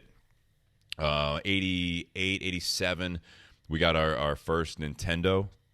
So we were already dealing with, you know, like, and that was a big thing, you know, being 8 years old and having a Nintendo so I could play Contra. You were the cool guy. Well, the Yeah, neighbors Nintendo. were, and then we begged them enough, our parents, that when we were able to get a Nintendo about a year or so later, they realized that the trend of Nintendos were, although they thought it was a waste of money and that we would not play outside anymore, which is what people talk about now, they weren't necessarily always wrong. You know, we still played outside.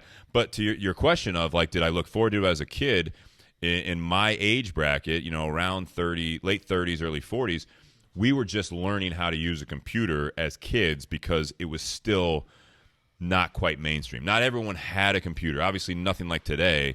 So I looked forward to it for that reason. Now, when you got to typing, it was almost maybe I was born in 1980. My small generation, people consider as like a cross generation. We're not quite the I forget the Gen Xers. Gen X, or and we're not millennial. Millennial, yeah. Because we had this where computers were around, but they weren't mainstream. And then when we were like that pivotal age, we started learning about the functionality of a computer and what it could do. So it was almost like, and again, video games were really strong within that first Nintendo. We had an Atari before that. Yeah. We had an Atari 5200, which no one else had. They all had 2600s. We had the 5200, which was like after that, but it was a smaller release. So we had that, and then we got the Nintendo, and it was something that it was always our generation, or at least, you know, growing up in the suburbs where we were, it was kind of toy-like. So the fact that I had the opportunity to type a small paper. That was my follow-up question. Yeah. If we take away from the video game aspect, if we take away from the enjoyment, if we take away the fun, and we start talking about it as a utility, as a tool, do you remember when you started being able to genuinely be more productive with technology than when you had a pen and paper? Well, again, High school? No, so that was my thing, is that my generation, it was like this smooth transition. I guess the ages, you know what I mean? Like now it's interesting to see because like my niece and nephew and kids, you know, they have the iPad and they can unlock it at like age 4. You know what I mean? But like for us, it was I had the opportunity to learn DOS to a point for a child, how to be functional on it, Which is great. but you had to type in a bunch and know how to do a command prompt to start a game. So again, all of that stuff, it was like this transition thing where my generation, we went through this, and it was a toy, but it was functional, and then it was like something that you wanted to mess around with. So it wasn't, I was always productive going through late middle school, high school, and everything else, but again, I never owned my own computer. Like even going to college, I didn't own a computer my entire 4 years in college. I just used roommates. I bought a car instead of a computer one year. But you needed to use the roommate's thing. But I had to use it. Yeah, absolutely. So it was Or it the was library. beneficial. It was more than beneficial. It was necessary. So computers became necessary. And I think about like high school for me is that, you know, that was when like graphing calculators really became a thing. Was probably in the mid to late 90s. Mid 90s. Early to mid 90s is when like math was being really taught more with calculator. But we were in that transition again, which is interesting because we had to be able to show our work and be able to do it on the calculator. We couldn't just do it on the calculator. We learned how to do the equations on there, but so it was functional, but it was almost like the whole generation of education at that time was like, again, kind of like our parents with like the Nintendos and stuff, like, this isn't a trend. This is just going to keep getting more and more progressed. And so this is something that we have to teach them the old school and also teach them the new school. And so it was very functional and also kind of, I don't want to say enjoyable. Calculus wasn't enjoyable for me, but it was something that it was a little easier on the calculator because I was quick. I knew how to do the equation, and the machine was doing all the work. So I remember when we had the cutover between this is how we're handling pencil and paper now, because it was for me, for my generation, it was about, I want to say that started fifth grade ish is when we were like, all right, let's get the work done on the technology. But the work getting done wasn't what it is now, where you can take online quizzes and multiple choices and go to a website and log. It wasn't like that. It was like just type the paper, print it out, and then you could go to Alta Vista and do some quick research on something. But No. if you move past that, if you move past the infancy of technology, if you move to the applicable lifestyle technology, it was actually in recent memory. It was in the late 2000s, early 2010s when we started having things like apps. When we started having things that Correct. could unlock the doors of your house, open up your garage door. You could pay your bills. You could deposit a check. You could log into your bank account and you could check your balance either through text messages or through a web browser of some sort. And that's when things got scary. That's when Scary how? What do you mean by that? So from a security perspective, Okay, yeah. paranoia set in because we had identity theft and we had information availability way before we actually had technology in place. We didn't have security protocols. We didn't have encryption. We didn't have things where... So right now, if I were to ask you to take your phone and log into your bank account and see how much money you have, I'm more scared about what I'm going to see. That's not a concern you have from a fundamental perspective. You're like, okay, let me go do it. Yeah. And if I asked you to do that in 1999, hey, can you pull up your phone and show me how much money's in your bank account? You're like, I don't know if I trust the wall phone with the RJ11 cord coming out of the wall to handle my bank information yet.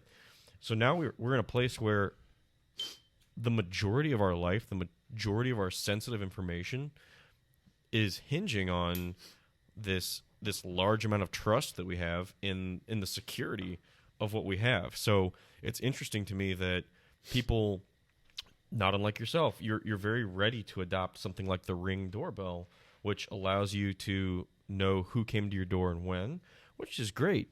But if 20 years ago I told you that whoever walked up to your door was going to be photographed and put on the internet, Yeah. you would have been freaked out. That would have been totally I would have thought unacceptable. it was cool. Again. A part of you would have been cool with it, but my parents would have been like, absolutely not. That's not necessary. Someone's going to steal that information. There's that meme that was floating around not too long ago where it's like this like 1960s, 1950s like housewife on the phone and was like, hey, I can't talk about this in case the wire's tapped. And then on the other part, like, is now like a housewife today. Hey, NSA, you got a recipe for this? No, it's Alexa. You know what I mean? It's not yeah. NSA, but it's like Alexa. I don't Same follow thing. like yeah, but it's like Alexa, and it's like so there is a little bit more. And I think it goes through transitions. There's more trust now, but it goes through transitions, right? So, like, when Alexa first came out, everyone thought it was cool. When Siri first came out, they thought it was cool. And then there was about a year period where people were all freaked out about, because of the stories coming out. And you're like, well, no shit. Like, Are they might be listening to my conversations? Yeah. And for me, a lot of times, Data and breach. maybe it's just me being ignorant, but it's like, I don't, like, if Donald Trump is literally listening to everything that my HomePod hears right now, he's got better things to do because we are not talking about things. Now, I don't think – I guess I look back and I'm like, I'm not rattling off routing numbers. I'm not rattling off – I'm not that interesting, you know what I mean? But I'm sure that you could spin it some way that they might pick up something. I want to piggyback on that because as somebody who's living in technology every day of my life, Yeah. professionally for the last decade, I think that you touched on something that isn't said enough and that can't be said loudly enough. Go ahead. And if I got another tattoo, this is what it would say. It would say, no one cares enough to listen to what the microphones have the potential to record. Nothing you're saying or doing is interesting enough that a scammer or a pirate or a bureaucrat would actually take the time to listen to, unless your whole life is repeating back credit card numbers that somebody's saying or social security numbers. Nobody wants to listen to the boring conversations you're having with your spouse at home. It's like so when I was in the moving and storage industry and we were like we took credit card numbers over the phone just to do deposits. Now this is that again I think a very interesting transitional period where people's concerns and the priority of what information they give out, they would rattle off a credit card number no problem to hold a spot to move. We're not going to charge over the phone. That's a whole other conversation of what we use that for. But the sales rep's job was to, all right, all I need is to get a credit card number. We can hold the spot over the phone. Nothing's going to be charged to this card, but it will be used if you use a cancellation fee within 24 hours, yada, yada, yada. You will have to have a credit card present. We will not use this at the end of the move. Yeah, no problem. It's like, 5, 4, 1, 3, 8, like they rattle it off. What's the name on the credit card? What's the expiration date? Yeah, it's, it's Joe Smith and, blah, blah, blah. All right, now all I need to send you out the confirmation letter. And so instead of sending it through the mail, we'd like to send it through email, get you quicker and save on postage. If I could just get an email address. You're like, I'm not going to give you my email address. Well, we don't give it away to any third parties. Nah, I get enough spam already. Just mail it. Like, I mean, it was like totally ignoring giving the fact away that your firstborn. Yeah, StephenCrane@gmail.com. Like, I'm not giving you that because I don't want any more spam. And it's like, okay. It's not security you're worried about. You're just annoyed. At You're this just point. annoyed. Yep. Yeah, in no way. Like, but then there's people that are like, oh no, if you have my email, you can get my whole life information. Like, you'll get my driver's license number, all that. It's just you're annoyed. Which is a great subject change, by the way. Is abundance of information, and I have to say that LG came out with this first, and that is not a brag. This is honestly more of a complaint. If you remember when Androids first came out, on the corner of the phone, they had a little blinking light when they had notifications. Right. So LG took that to the next step, and this sounds like a compliment, and it's not, because with the very first LG V10 is when I saw it first. Not important. They started having this always-on display, Right. which was like, all right, cool. I don't have to have my screen be on to actually see my notifications. There's an always-on display, so if I can see my phone in my periphery, I can see the relevant information to what I absolutely need to know right now. And I was like, all right, cool. I'm not burning my battery anymore. I have all this information, but that very, very quickly became too much. And to speak to what you said earlier, addiction, now I kind of have to have it somewhere where I can see it just to know whether or not there's a fire at work, or if somebody has tried to call me, like a family member. There's or a a loved functionality one. behind it. There is a functionality to it, but ask me how many times I've needed to have that in my periphery for something incredibly emergent. No, so that's the interesting part about technology, especially on the mainstream and the consumer side of it. Not much of it is going to be necessary. But it's funny, this morning on the news, Eric, I was watching the news, and they have this whole thing about the screen time. Literally this morning. And it got to a point where someone, in my opinion, it's such a money grab. They are now selling to grown-ups this thing called an envelope to prevent you from just unlocking your phone on a regular basis and doing things habitually and all that stuff. You put it in this envelope that's like whited out, but you can see the keypad to unlock it, but you won't see it. I saw that this morning. Yeah, and I know what you're it's talking like about. you are now governing yourself that you put it in there, and like, I'm not going to look at my phone for this amount of time. I think that's really going to the extreme, and it's kind of bullshit. And I think if someone's like actually capitalizing, which good for them. If they're selling these things, good. Capitalism at its best. Like, this is the market we're in. And if you need to spend whatever $20 on Amazon to get this envelope to put your phone in, whatever helps. If you have that big of a problem, I'm sure people are really, really, truly addicted to it. That's. Well, and there's the next topic. It's Why awesome. are people solving their problems with Amazon instead of the way they used to? Why are people going straight online and grabbing what they want instead of going to the store, doing more research, asking more people, instead of these knee-jerk reactions, these knee-jerk online spending binges? Why are people Dustin doing wants that? to get on this. Well, I think it almost ties to Love it. Availability. well, it's not just that. We kind of touched on that a while back ago when we had the topic, and I was on it. I think I was on it with AJ. Maybe it was either AJ or Dustin. I think it was AJ. The topic was, "What the fuck is your problem?" We were talking about that person that goes out and like they go out to a mall and they just hate being around people. They hate it when customer service people or retail people keep asking them questions. Like, So what the fuck is your problem? that's what I said. Oh, yeah. So they just want to sit at home and do everything from their PJs and not leave the house because they don't want to be social. That's Chipotle's whole new marketing campaign. Do you not want to talk to anybody? Do you not want to interact with people? Now you can use the app, walk in, pick up That's your not food off just the shelf. Chipotle. I think that's more. They don't want to stand in line. But they made a commercial about, do you not like to talk to people? You like to wear your headphones out Yeah. in public? Walk in and grab your stuff by using our app. Perfect. Okay. Dustin, what do you got? Dustin. It's all about simplicity too. In today's society, everyone's go, go, go, go, go. So why not be able to order something on Amazon, have it shipped to your house within 2 days, if not within 2 hours in some areas? You know, Yeah, it's instant gratification. Well, that's the immediate upshot to that, but then there's an immediate downshot to that people don't think about. Right, and being someone who works, in the retail industry, Sure. I thrive on the person-to-person interaction, and that's what I train all of my associates to be on as well, because that's what helps pull people in. It's not granted, it's a different scenario being in a grocery retail versus a cigar shop or like a Joseph A. Banks or a Men's Warehouse where you've got salesmen walking around, kind of up your ass, like, can I find something? Find something, all right? Quote unquote, helping you. Well, right. That's the other extreme though, because that's a customer Right. service thing. That's and I'll get into that a little bit here.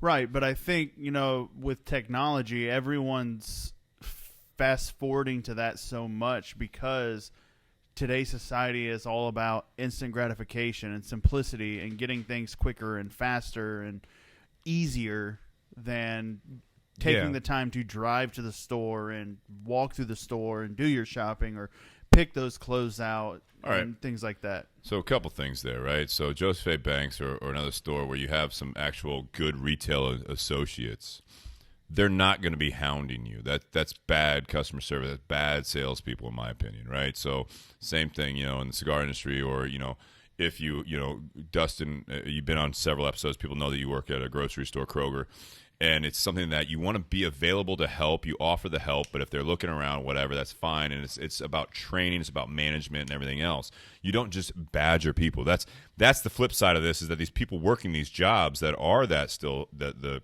person to person, Eric, is that a lot of times they don't know how to interact with people as well anymore either. You know what I mean? Because people don't want to be bothered, but when they walk around a store, they don't know where everything is. And it's interesting because it's on both sides of the equation on that part, is that, and we get in the cigar industry as well. So it's like, is there anything I can help you find? No, I'm just looking. And then they walk around, they look up and down the case, or they're walking up and down your aisles, and you can see they don't know where it is. And so you're like, is there something I can help you find? No, like I said, I'm just looking. And you're like, you drove here, you walked in the door. This is not like a fashion mall where you're window shopping. Maybe you are. Maybe you're walking up and down the aisles at a grocery store just to see what's there. But I'm guessing that you came in here for something, or you're hungry, or you need something for the week, the day, whatever. But that didn't used to be absurd. I know. But I work here, and so if you're looking for the deli counter, it's over there. If you're looking for the milk, it's over there. It's like, but people don't even ask for help anymore. They don't know how to use a search engine in real life. No. Because that's what a search engine is. I will tell you where to go. Google has mastered that part. They have a welcome desk at the front of a store where people greet you and say, hey, what can I help you find today? Did you come in looking for something in particular? Yeah, you know what? I was looking for the Wikipedia page on, Bezos or whatever to see what he's actually worth today. You know what? We have people's net worth in this aisle over here. If you just want to go over there, it's alphabetical, and you just look at that. But they literally be like, no, I'm just looking. And they're looking at garden hoses when they're looking, they want deli meat. You're like, no, I'm looking. And it's like a pride thing. Like, I will find it. It goes back to Eric's point. It's a lot of people, I think, don't want to deal with the social interaction with other people. And I feel Why do you think that is? Well, hang on now. Pass That was the backside of my conversation, which was, why do you go online and just grab what you want to grab when you want to grab? The other half of that is, how many times have you gone to Amazon because you're comfortable with it, because you wanted, shoe trees for your new dress shoes, and they didn't have the ones that you wanted, so you decided to just not get the thing that you wanted and or needed because it wasn't available at the place that you were most comfortable shopping? How many times did you not end up with the thing you wanted or needed because you would have had to go to the store and look around because the things that you saw online either looked too cheap, incorrect, inaccurate, so you chose not to get the thing that you wanted to avoid having to go out further outside of your comfort zone. Not even in person, not even driving somewhere to look for something. You're not even comfortable going to another website for shopping because you're just so afraid of getting burnt on a bad purchase. You're so afraid of your comfort zone. It is. But to grow that further, the need is being answered. So the people doing the data mining and the analytics behind these online shopping, they're seeing that, to Steve's point, are you looking for the deli counter? It's over there. Well, Amazon doesn't have a deli counter. Well, guess what? Now Amazon's rolling out the things for having your groceries delivered. A Yeah, I long was time gonna say, ago. yeah, you do now. It's called They Whole do Foods. now. So If you're interested in the deli counter, here's also the yeah, bread click counter. click this tab, and now you bakery. can get to it. So they notice that, and they realize that this antisocial epidemic that we have is growing, and if all they have to do is broker new communication, new business inroads with local places to wherever you are. Kroger is not owned by Amazon, but you can order bananas off of Amazon Prime now, and a shopper paid by Amazon will go to Kroger and buy your bananas for you, and you don't know that you just shopped at Kroger anyway. They're finding ways. They're thinking for you. They are. But this is, you said the good and the bad for technology. Yeah. You are now eliminating anyone's ability to find what they want outside of the scope of the places they're comfortable looking for their solutions. I get the point, and maybe I understand that some people think like that, but I don't necessarily. I don't necessarily do that myself. I try not to. But I do. It's funny being in retail and everything else. I do a lot of shopping on Amazon for certain things. A lot of the things are things like supplements and things that I can't necessarily go into a store locally and find because it's now more beneficial to the manufacturer to just go through an online source as opposed to working through brick and mortar franchise stores, things of that nature. I did want to bring up when you guys are talking about, taking the time to get in the car, go talk to people and all of that stuff. The other side of what I was talking about with the screen time is, I know for me, because I do a lot of stuff on social media for the podcast, for the Tinder Box at Easton, for the community page now. Like, I am on the phone quite a bit on Instagram. It's almost like part of my life, not only personally, but then now also in a professional standpoint. Like, I use it as tools. When I look at like some of my screen time, and you look at hours a day that people are spending on it, that's the chicken and the egg part, I guess, is that not only do people not want to do that because they're on, like Dustin, you were saying, go, but then they have 5 hours of screen time that day. That's a lot of fucking time. How much of that time was spent looking for what they needed? Well, you don't know. It's different for every person. What my point is that if you had 5 more hours in the day that you weren't looking at your phone because you were on Amazon looking for stuff you wanted, like you could be in your car in 5 hours out of the day, and you can drive from Columbus, Ohio, you can drive to Toledo and back to pick up a bag of chips if you really needed to. Now, is it cost effective? No, but time efficiency, it's the exact same if you went on there and you're looking at, because I know me, for example, like when I was buying the mixer board, right? I had a couple people be like, hey, just go down to Guitar Central. They've got mixer boards. They can do that stuff. But I was one of the ones that I was like, you know what? Let me do my own research because I like doing that. And that's one of the things that, that's part, not my dominant personality, but there is a little bit of that compliance personality where I want to do the research. So when I go in to buy something, and it's a threshold thing, it's not always like a $5 purchase, but it's not as high as it should be. If I'm spending $30 on something sometimes, I will do Google searches. I will do Amazon reviews. I will do all this stuff and all this research to make sure that I'm buying the best $30 product that I can buy.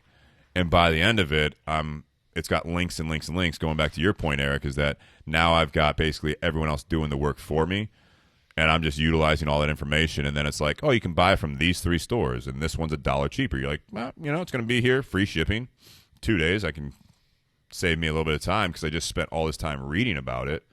Or I could have gone down to Guitar Central for a $200 mixer board and would have been walking around talking to someone, a stranger, and hope that they have good customer service. That's the other side of it, is that with that social interaction, you're hoping that someone that you're walking into that store, you brought up like the clothing store, like Joseph A. Banks. I was just there. I mean, I spent a decent amount of money because I was getting some new clothes. And the girl I was working with was actually great because she was listening to what I was saying. And then I had this other kind of jackhole that was walking around.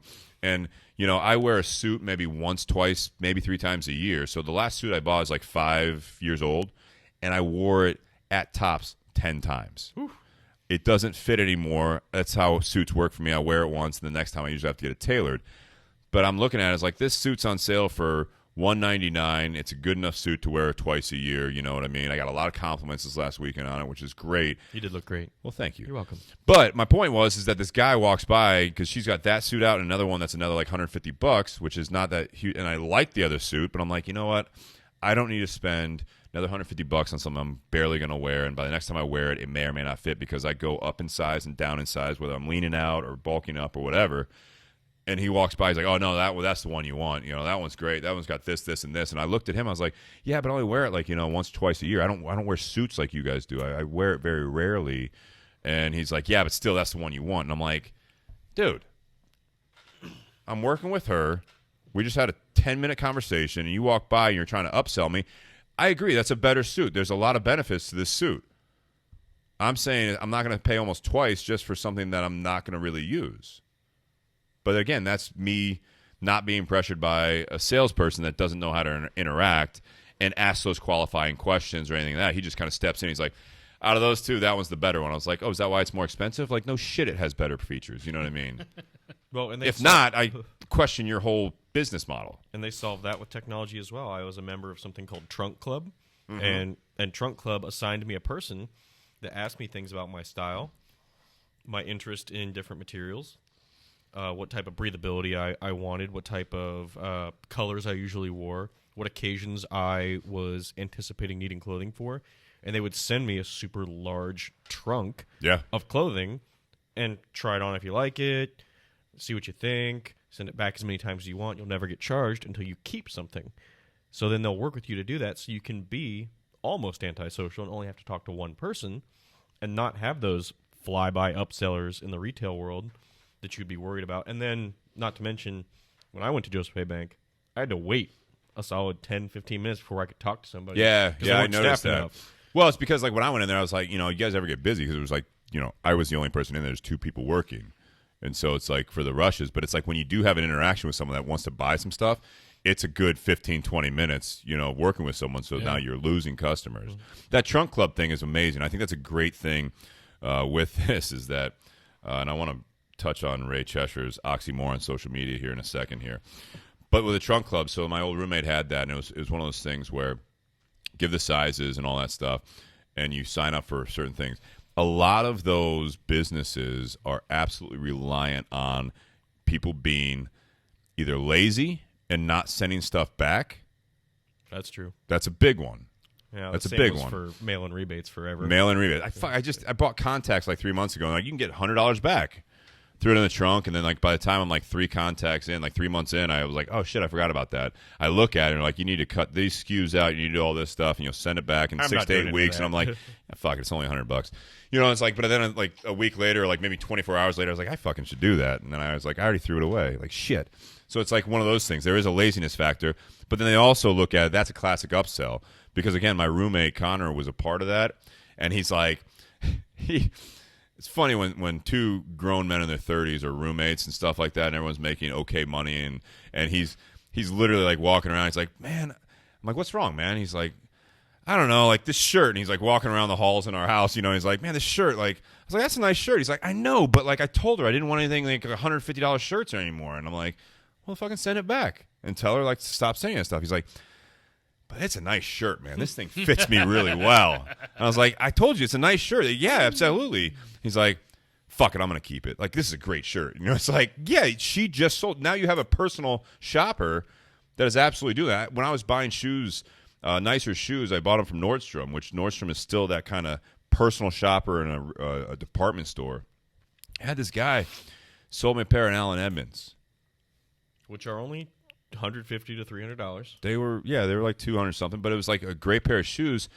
And he's like, here's my card, you know, and let me know if you're looking for anything else. So I did. I emailed him. I was like, hey, I'm looking for a pair of like black wingtips. And he's like, great. You know, so I'm not with the Columbus location anymore. I'm down in Cincinnati, but here's what I can do. I can send you 3 pairs of black wingtips that I think you'd like, Allen Edmonds, a couple other brands. I'll mail them to you, and then you just take them back to the store, the ones you don't want. Cool. Which is amazing. Sure. I'm glad I was at that point. I said, you know what? Hold off. I like the guy enough because he's doing his hustle, right? He's working for his money. I'm like, let me go to the local store, and then I'll let you know. because I know I would probably be that person that I'm like, I like both of these shoes. I like 2 out of the 3. And instead of spending like $200 on a pair of shoes, now I just spent $500 on 2 pairs, and then I wear one of them. At risk of not wanting to go back to the store also. Yeah, because I'm lazy. Well, you got stuff to do. You work out 35 times a week. There's a I got to look at my screen for 5 hours a day. You know what I mean? I don't have time for this shit. The screen's not going to look at itself. You're right. Nate, how about you? I mean, Hi, Nate. there's another part of this podcast night that I like is because we had the crash of the electric, and so we had to do 2 feeds here tonight. But also Nate walks in, and I can tell he's kind of in a funk or whatever, and he forgot his phone. You shrug it off, but you said one of the things. Well, hopefully I don't get like a flat tire on the way home, or I don't have a problem with my car on the way home. And why? Well, how the hell am I going to get in contact with someone if I Exactly. do? I mean, Flag somebody down. yeah. Or, walk to the nearest fast food joint, hope they're still open, and have Wi-Fi service. No, man, you got to hitchhike. You want that social interaction. That's really safe. I don't think there's going to be too many people stopping for me. Just do the Looney Tunes, stick the leg out on the side of the road. Get the horny truck driver to pull over. I have legs, but wearing these Carhartt overalls. It's a very specific truck driver that's going to pull over. We get it. No, it's compliment's a compliment, really. Bobby Hirschman says, bang, you nailed it, lazy. I want to touch on here what Ray Cheshire said, oxymoron social media. And I think he meant it in more of a negative connotation. Go ahead, Nate. Well, because that's actually, because I last night at the shop, when we were talking about this topic, I wrote down a lot of just like one-line bullet points because technology does get a bad rap, but I think there's ups and downs. There's pluses and negatives to technology. Yeah. So when you're talking about social media, and Ray said social media, like there are people that because of social media that I can talk to and I've become online friends with, Right. that without this technology I never would have met. Like there's a particular Facebook group that I'm a part of, and had it not been for an online forum and this Facebook group, I never would have been able to talk to these people. And some of these people have sent me gifts. Yeah. I mean, stuff that I greatly appreciated, and can't wait till I'm in a position to be able to reciprocate that type of generosity. Yeah. It's allowed technology, and social media. It's allowed us to communicate with people that otherwise we never would have communicated with. We never would have met. Absolutely. We never would have learned about. We never would have gotten advice from. But then, so those are some of the good things about it. That's a great point, actually, because that's not a level of availability we used to have. So, Steve, we're friends. And if I said to you, Steve, that pegboard right there is a one-of-a-kind pegboard. It's a nice pegboard. It's a great pegboard. Oh, but yeah, what if I absolutely. said that one of those hooks over there was the last thing that was ever made, and you can't buy those anymore for any amount of money? I'm going to hold on to her. And I said, Steve, you're my buddy. You have a whole bunch of those. Can I have one of those little hooks? Which one are we talking about? The little unused metal hook over there on the top left. If I said, you're not using that, can I have one of those? It'd be easy to get you to part with one of those, man, because you got a pile of them. Yeah, but that one. So I had a very... But how about the one to the right of it? I like how our studio audience all turned around and started looking at the pegboard. All right, hooks. so here's the alternative. You're talking about that one there, right? So, Steve, what happens if a customer in the cigar shop caught your name and somehow needed a hook, looked up your address in the phone book and sent you a letter, said, Not many "Hey, people use that anymore. Hey, I was a customer in the cigar shop 4 years ago. You helped me find a Monte Cristo cigar. I really liked it. By the way, do you have any of those pegboard hooks laying around? Can I have one?" As long as it's not the one you're talking about. It'd be really weird, and you would not respond to that letter, and you would be really worried about your security because people are asking you about these things in your house. Alternatively... I don't know. I host people in my garage once a week. True. So Okay. Bad example. But it would be weird if somebody asked for something that you had that you don't really talk to much or ever. But true. I have an old 1987 Dodge Ram Charger, and it's got a really weird throttle linkage that has this very specific metal bar that has hooks cut into it for different spring attachments for maintaining my carburetor on my old generation of Dodge truck. You can't go online and buy those. You can buy regular replaceable parts. That's a really weird old Dodge part. So I'm part of a group on Facebook of old Ram Charger guys that I'm asking people, hey, what's this thing called? Does it have a part number? What's the closest I can get to finding one online? And some guy just says, hey, I got a box of these because this is all I do, and this is what I've been doing for the last 30 years. Give me your address. I'll just mail you one. Yeah. And it's like, I actually ended up finding one website that sold vintage car parts. That would have been $78 for that little teeny tiny metal rod that had just the right grooves cut into it. And he mailed me one for free, in perfect condition, mind you. That was exactly what I needed to get the carburetor working on my truck. The main thing that connected my throttle cable to my accelerator pedal. So that's the social media aspect It is, of it, right? and it's so weird to see that level of generosity that you would never get in person unless you went to swap meets. Right. So yeah, that stuff existed. Like, so, you know, when I was riding Japanese motorcycles, basically, so like my 75 Yamaha, my 82 Honda, all this stuff, there is a place in Columbus called Rice Paddies, and it's a junkyard for Gone now, actually, but yeah, sadly, Rice Paddy was there, yeah. So Rice Paddies, and probably because of this thing, it does actually hurt small businesses because that network was out there. It's one of those things. I would go to a local, to your point, the specific things you're looking for a niche market. You know, you look in the phone book, you start talking to some garage, you start talking to some guys or girls, and you're like, hey, you know, I'm looking for this. You're like, you know what, I don't have it, but there's this person you could talk to. They're not in Columbus, they're in Toledo, and then you talk to that person. You know what, I have someone you can talk to. They're in Illinois, and they're like, you call them. You know what I mean? It's like, and you're using technology, remember, mind you, to call, and so you call them. You do all the things you did, and you might talk to someone in Texas that was like, yeah, no, I have it. I'm not using it. So that those things can happen. I think that's the whole point of it. The social media, what I want to talk about is it's interesting what you guys are saying because all this shit was done before, but it just took longer and more effort. But again, I'm going to keep bringing it up. When you talk about the screen time that is now a problem, people are just doing things in a different way. I'm not defending it. But it's funny, like Sean, who's in the garage, he was on the podcast weeks ago.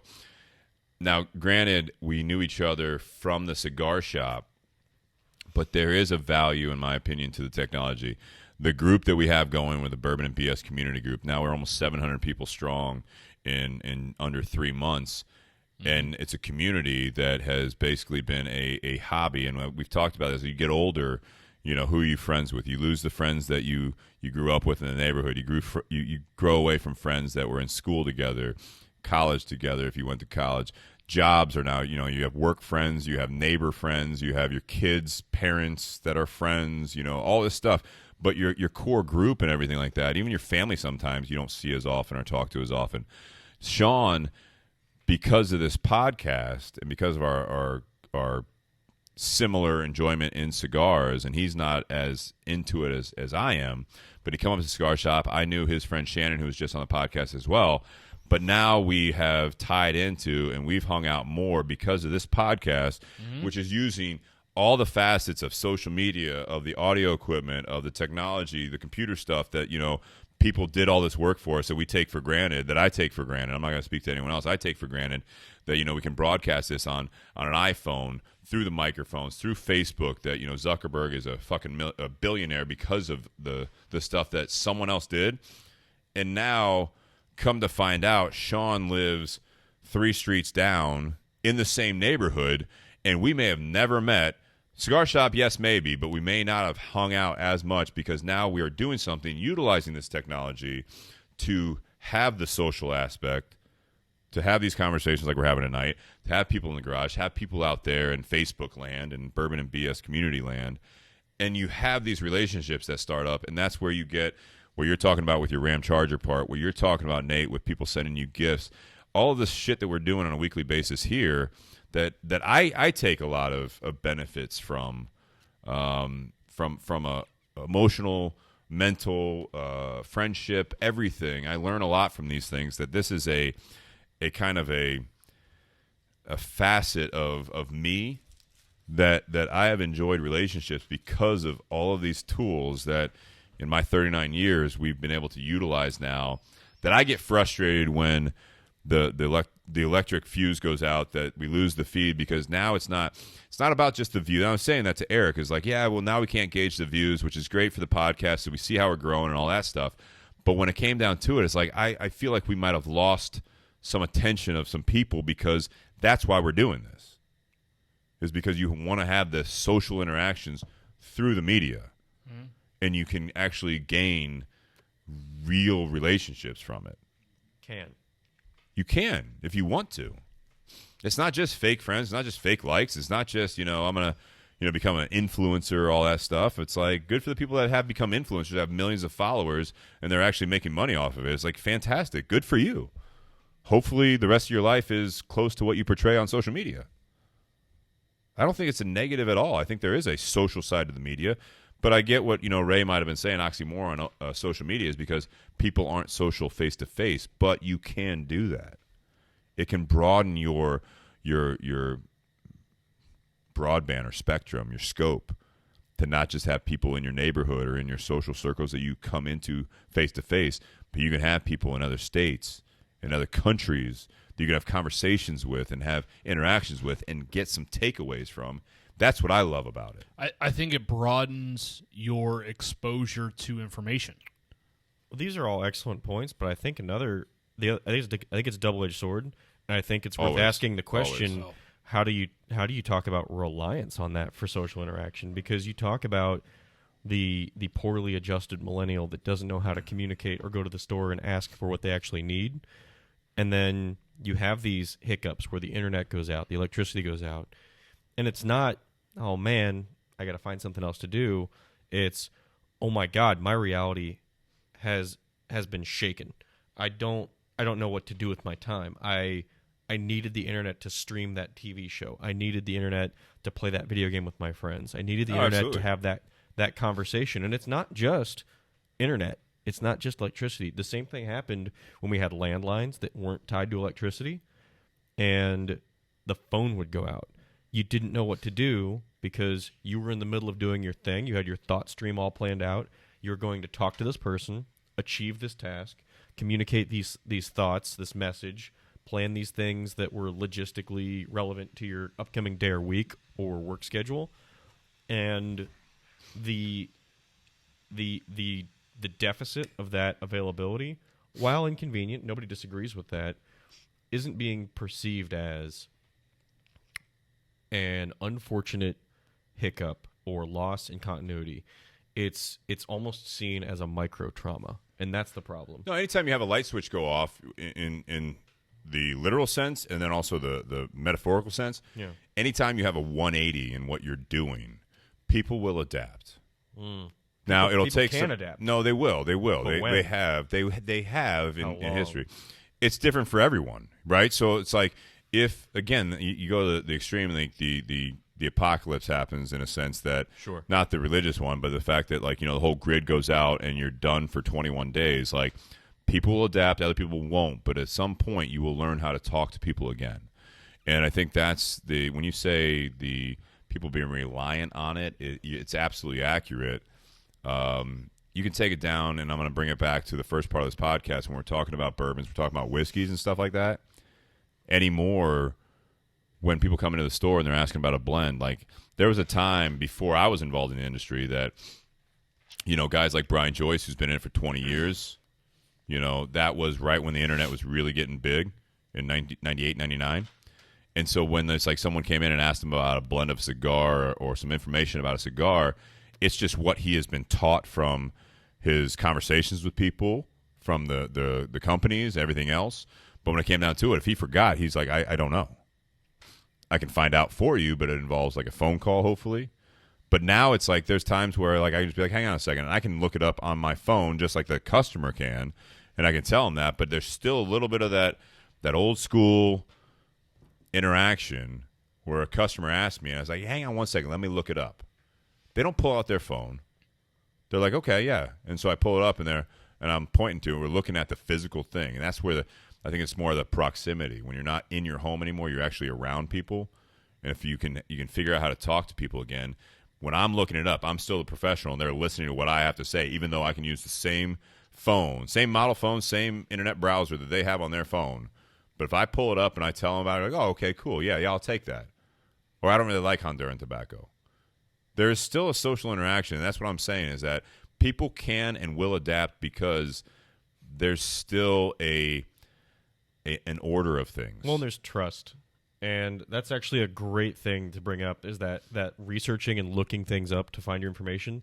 That's actually a big part of IT interviews when people are interviewing for jobs. When we interview new employees to be a part of our department, it sounds pretty cliche, but we'll say, how do you handle such and such problem when you haven't faced it before? You have no education, you have no experience in this particular arena, but you understand problem solving. You understand the logic behind this is broken, this is what success looks like, and we're not getting it. How do you solve that? Right now, the buzzword answer that we want to hear from our applicants is, I'm going to research it. And that used to be enough. Now it's, I'm going to go to resources X, Y, and Z because they're the credible experts on this, etc. So you know where you're going to research it. Which is nice, but at the end of the day, anybody can look something up. So what we want to hear, what management, what non-IT personnel want to hear is not that we have people that can find the answers, but that we've hired people that we can trust their level of intelligence to not only look for the answers, but to isolate and to discriminate and see which answers are the right answers, which answers mean something. Because, Steve, to your credit, that customer has the same internet that you do. They have the same phone. They have the same Google. They can go to the same websites. And they can ask their question. They can look at the same thing that you're looking at. But if a random customer walks in and says, what's the makeup of this cigar, and you both pull it up and they get the same answer that you get, their answer doesn't mean shit compared to what your answer is. Because it depends. Your answer can be paired with information. So if they say, what's the makeup of this? I really like mild cigars, and this thing says it's a whole bunch of Nicaraguan with 3 different leaves of Ligero.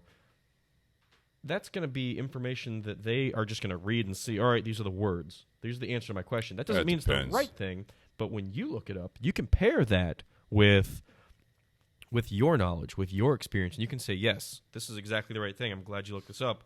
Let's talk about that.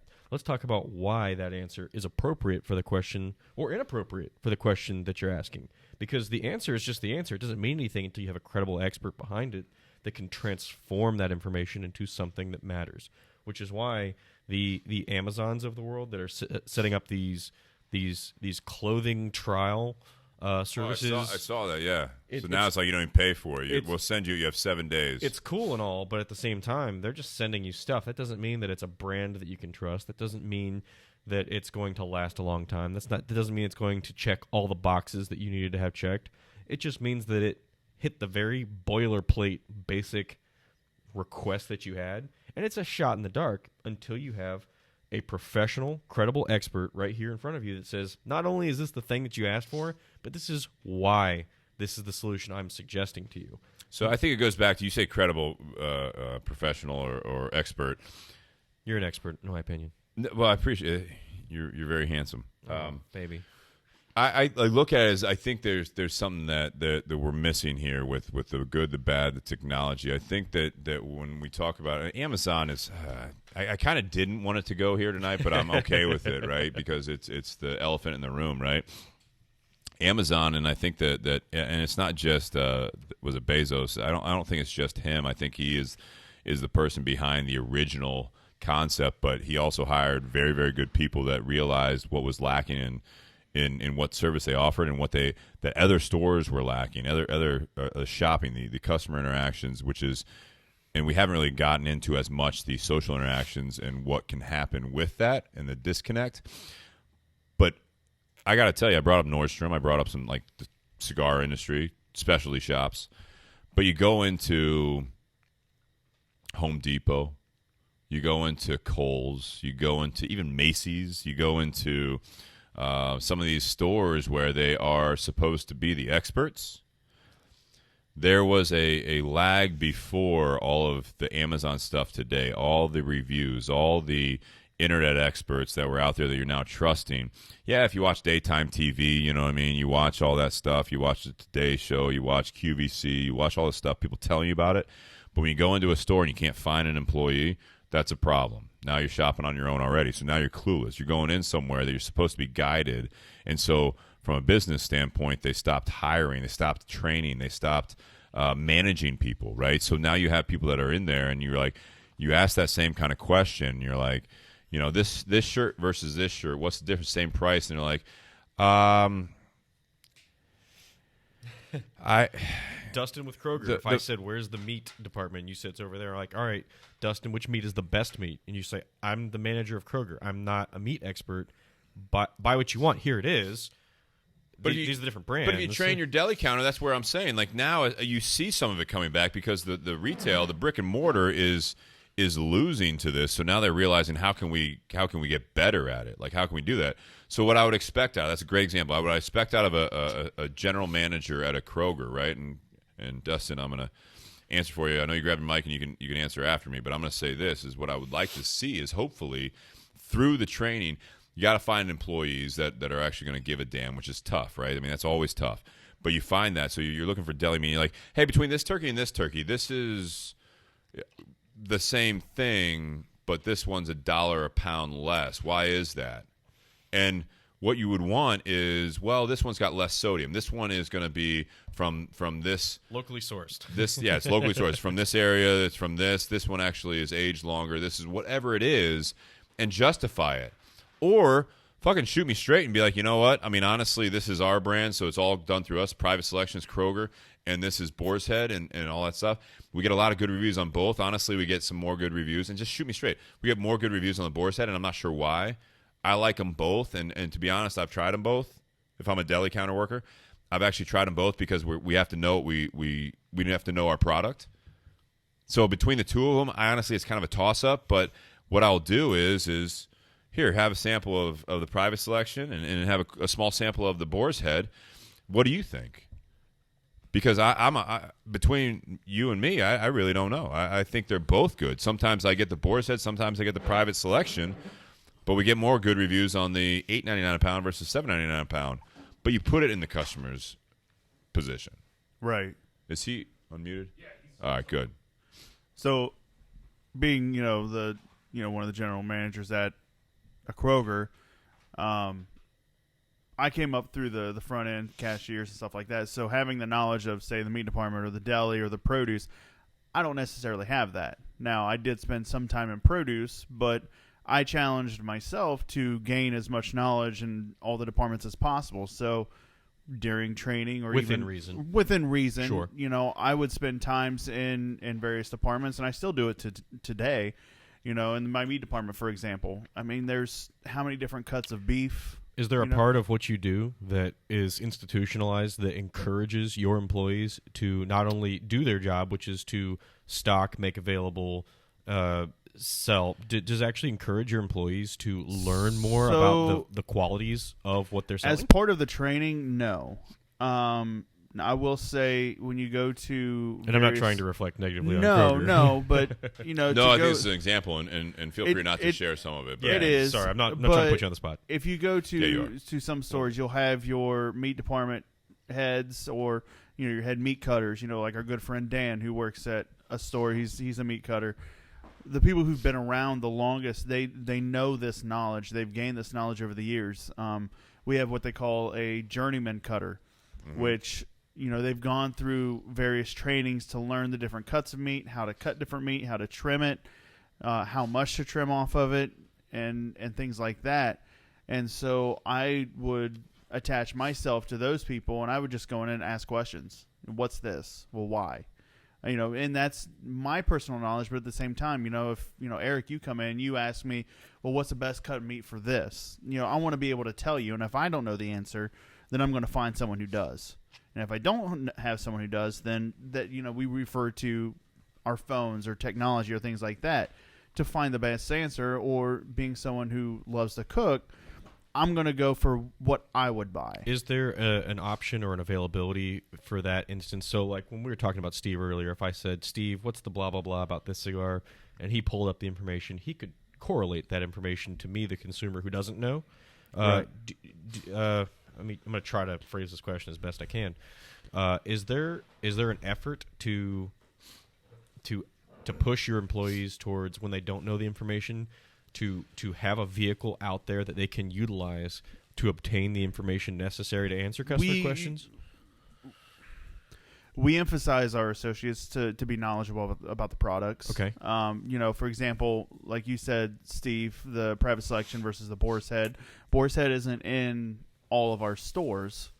There's select stores, that it's not a part of because Boar's Head actually has more rigorous training that comes with their product, which I actually think is something that should be instituted throughout all stores, Walmart, Kroger, Whole Foods, you name it, but allow the customer to try the product. And I encourage my associates to do the same thing. Try the product, because if you have an associate or a customer or anyone else come up and ask about it, you'll know from your personal experience, well, I like this, or I didn't like this, or I like this better than this product, or, if you're doing this, I would love to do this with, use this item for this particular recipe or this sandwich, or, so on and so forth.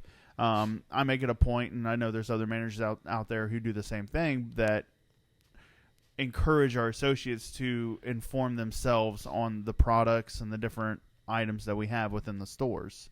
And Steve, would you say that you do or do not see an abundance of that school of thought being exercised in other retail establishments these days, where management and leadership are supportive of that growth? So that's where it comes back to. Let's take a step back from the technology thing, because I've actually stood at a Kroger deli department and I'm looking at it, and I was, for example, looking for the nutritional facts, so it's not always readily available in person. So then I use the technology in front of me. I pull out my iPhone and I look up Boar's Head, I look up private selection, I look at the nutritional facts, and I'm trying to compare it. I'm swapping back and forth between windows of, what's the higher sodium, what's the lower sodium. I'm trying to, it's like turkey's turkey. If you're going to throw mustard on it and all that stuff, yeah, you're going to have some that are going to taste better. But if you throw condiments on it, you throw other ingredients on the sandwich, it's not going to make as big of a difference, right? But what I will say is that with the cigar side of it, and Ryan Jones says that's one of the main reasons why I'm on this page, so that I can learn about types of cigars and what are good versus ones that are bad. Now, if you hear 3 people on a panel say that, the cigar was not that good, we're trying it. You're watching us try it. You walk in to the community page and you're looking at that. That's a source of like the Google reviews. You're looking at that as like an Amazon reviews. You're listening to the people, what they say about it. And if you see something that's got bad reviews predominantly, you probably aren't going to get that. But when I'm looking at what like Dustin's coming from, right? You look at these specialty stores, you look at the department stores. One of the reasons I like Nordstrom a whole lot is because they still have an essence of the fact that whatever department you're in, not only is there commission sales, but there is also a Nordstrom way that is still in existence. Not as strong as it used to be, but if you used to go into a small town or even a big city, before the big businesses ran them out, that's the shortcoming there, is that if you went into a deli counter or a deli store in New York, if you go in a deli store or like a general store somewhere, whoever's working the meat counter fucking knows meats.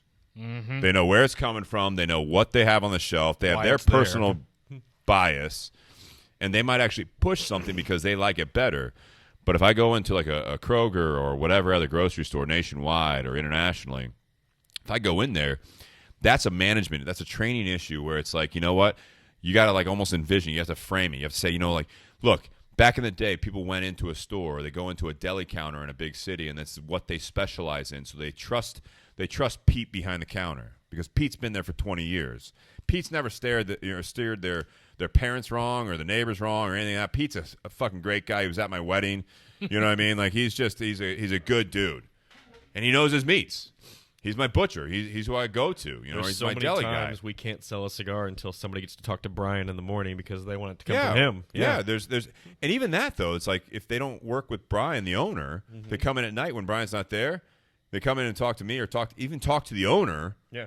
Who bought all the cigars, who knows the cigars and all that stuff, but it's like, no, I talked to Nate at night, and, well, Nate's not here, is he? Okay, well, I'll tell you what, I'm just going to do this, and the next time I'll come in and I'll talk to Nate.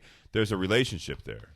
So that's the goal there, is that you eliminate that. So the people that are getting out and buying things and are having the customer interactions, that's where you have to capitalize on it, right? And that's just training people how to talk. and how to talk to people about what they do, what they specialize in, what they have interest in. But if you hire a kid at $10 an hour that he doesn't want to work the deli counter, it's just a job so he can pay for his apartment or make his parents happy, and that's a stereotype. Forgive me if I'm offending anyone. I don't care. But Not forgiven. that's the other aspect we didn't get on, is that people are easily more offended because they have so much more information at their fingertips. But you want to train people to be specialists at whatever they do. You can't go into a car dealer that you did all your research and you ask the car salesman about the features of a car or what the package is on this car, and you're like, you know what, I'm not really sure. Let me look it up. Oh man, they better know. Right, but like to your point though, if they look it up online and I look it up and I already knew it walking in, I already want to work with someone else or go to a different dealer because I'm like, dude, like, what do you like? Come on, You're supposed to know this stuff. you're supposed to know this stuff, and now if you don't know that, like, hopefully you know how to sell a car, like the actual other aspects of You're it. going to mess up the financing. Well, exactly. Yeah. That's what I love about Ryan Trust Jones. level. Ryan Jones' comment. He quoted Tommy Boy. Like you I hope you messed this up like Tommy Boy did. you can get a good look at a T-bone by sticking your thumb up a That's Bull- not right. That's not right. by sticking your head up a bull's ass. But wouldn't you rather take the butcher's word for it? It's like, yes, you can look up. You can look stick up your head up a butcher's ass. No wait, it's got to be. your It's got to be ass. your bull. It's gotta be your bull. It's got to be your bull. I'm uncomfortable. But no, like, I mean, with anything, you can look up, because there's so much information out there. You can look up whatever you want. So that way, when you go into that retail establishment, whether it's clothing, shoes, groceries, cigars, whiskey, you can look up all the information. We can look up a butcher's ass. Wouldn't you rather take his words for it? Did you eat paint chips as a kid? What I want to say before we get on Tommy Boy quotes all night long. It's going to be bad. It'll be bad. It'll get real bad. I do want to shift this to the point of just the overall thing, the good, the bad, and the technology. We've talked a lot about this. We talked about the customer interaction. We talked about person-to-person interaction. I will say I'm of the opinion that it is inhibiting that. We are in a transition as always. There's always a transition going on as far as social interaction. Social media, the whole purpose of this, the reason that millennials get a bad rap as a stereotype and they don't know how to interact with people is because generations before them really embraced this and really went the technology way, which has always been the case in the history of people. Every culture, Always. embraces the new technology eventually. But the point is that if you, like Eric was asking, about the reliance on it, how heavily do people rely on this that it's to a point where if it fails, they don't know what to do. Those are those movies, the books, and all that stuff for the future where people are like walking out of their apartments and like they see the sun for the first time. They're wiping their eyes and they're like, holy shit! Like there's a world out here. I don't want to get to that point. And people are scared that the Amazons of the world are getting us to that point. Is it a justifiable fear? Justifiable for me, I don't think so. I think there'll always be a balance. I think people always win. I think people, we're doomed to kill ourselves, all that good stuff. But there are still people that have to get up and go to work at Amazon.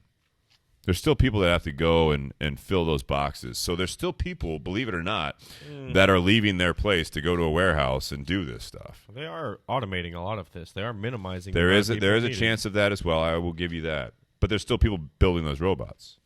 Are there?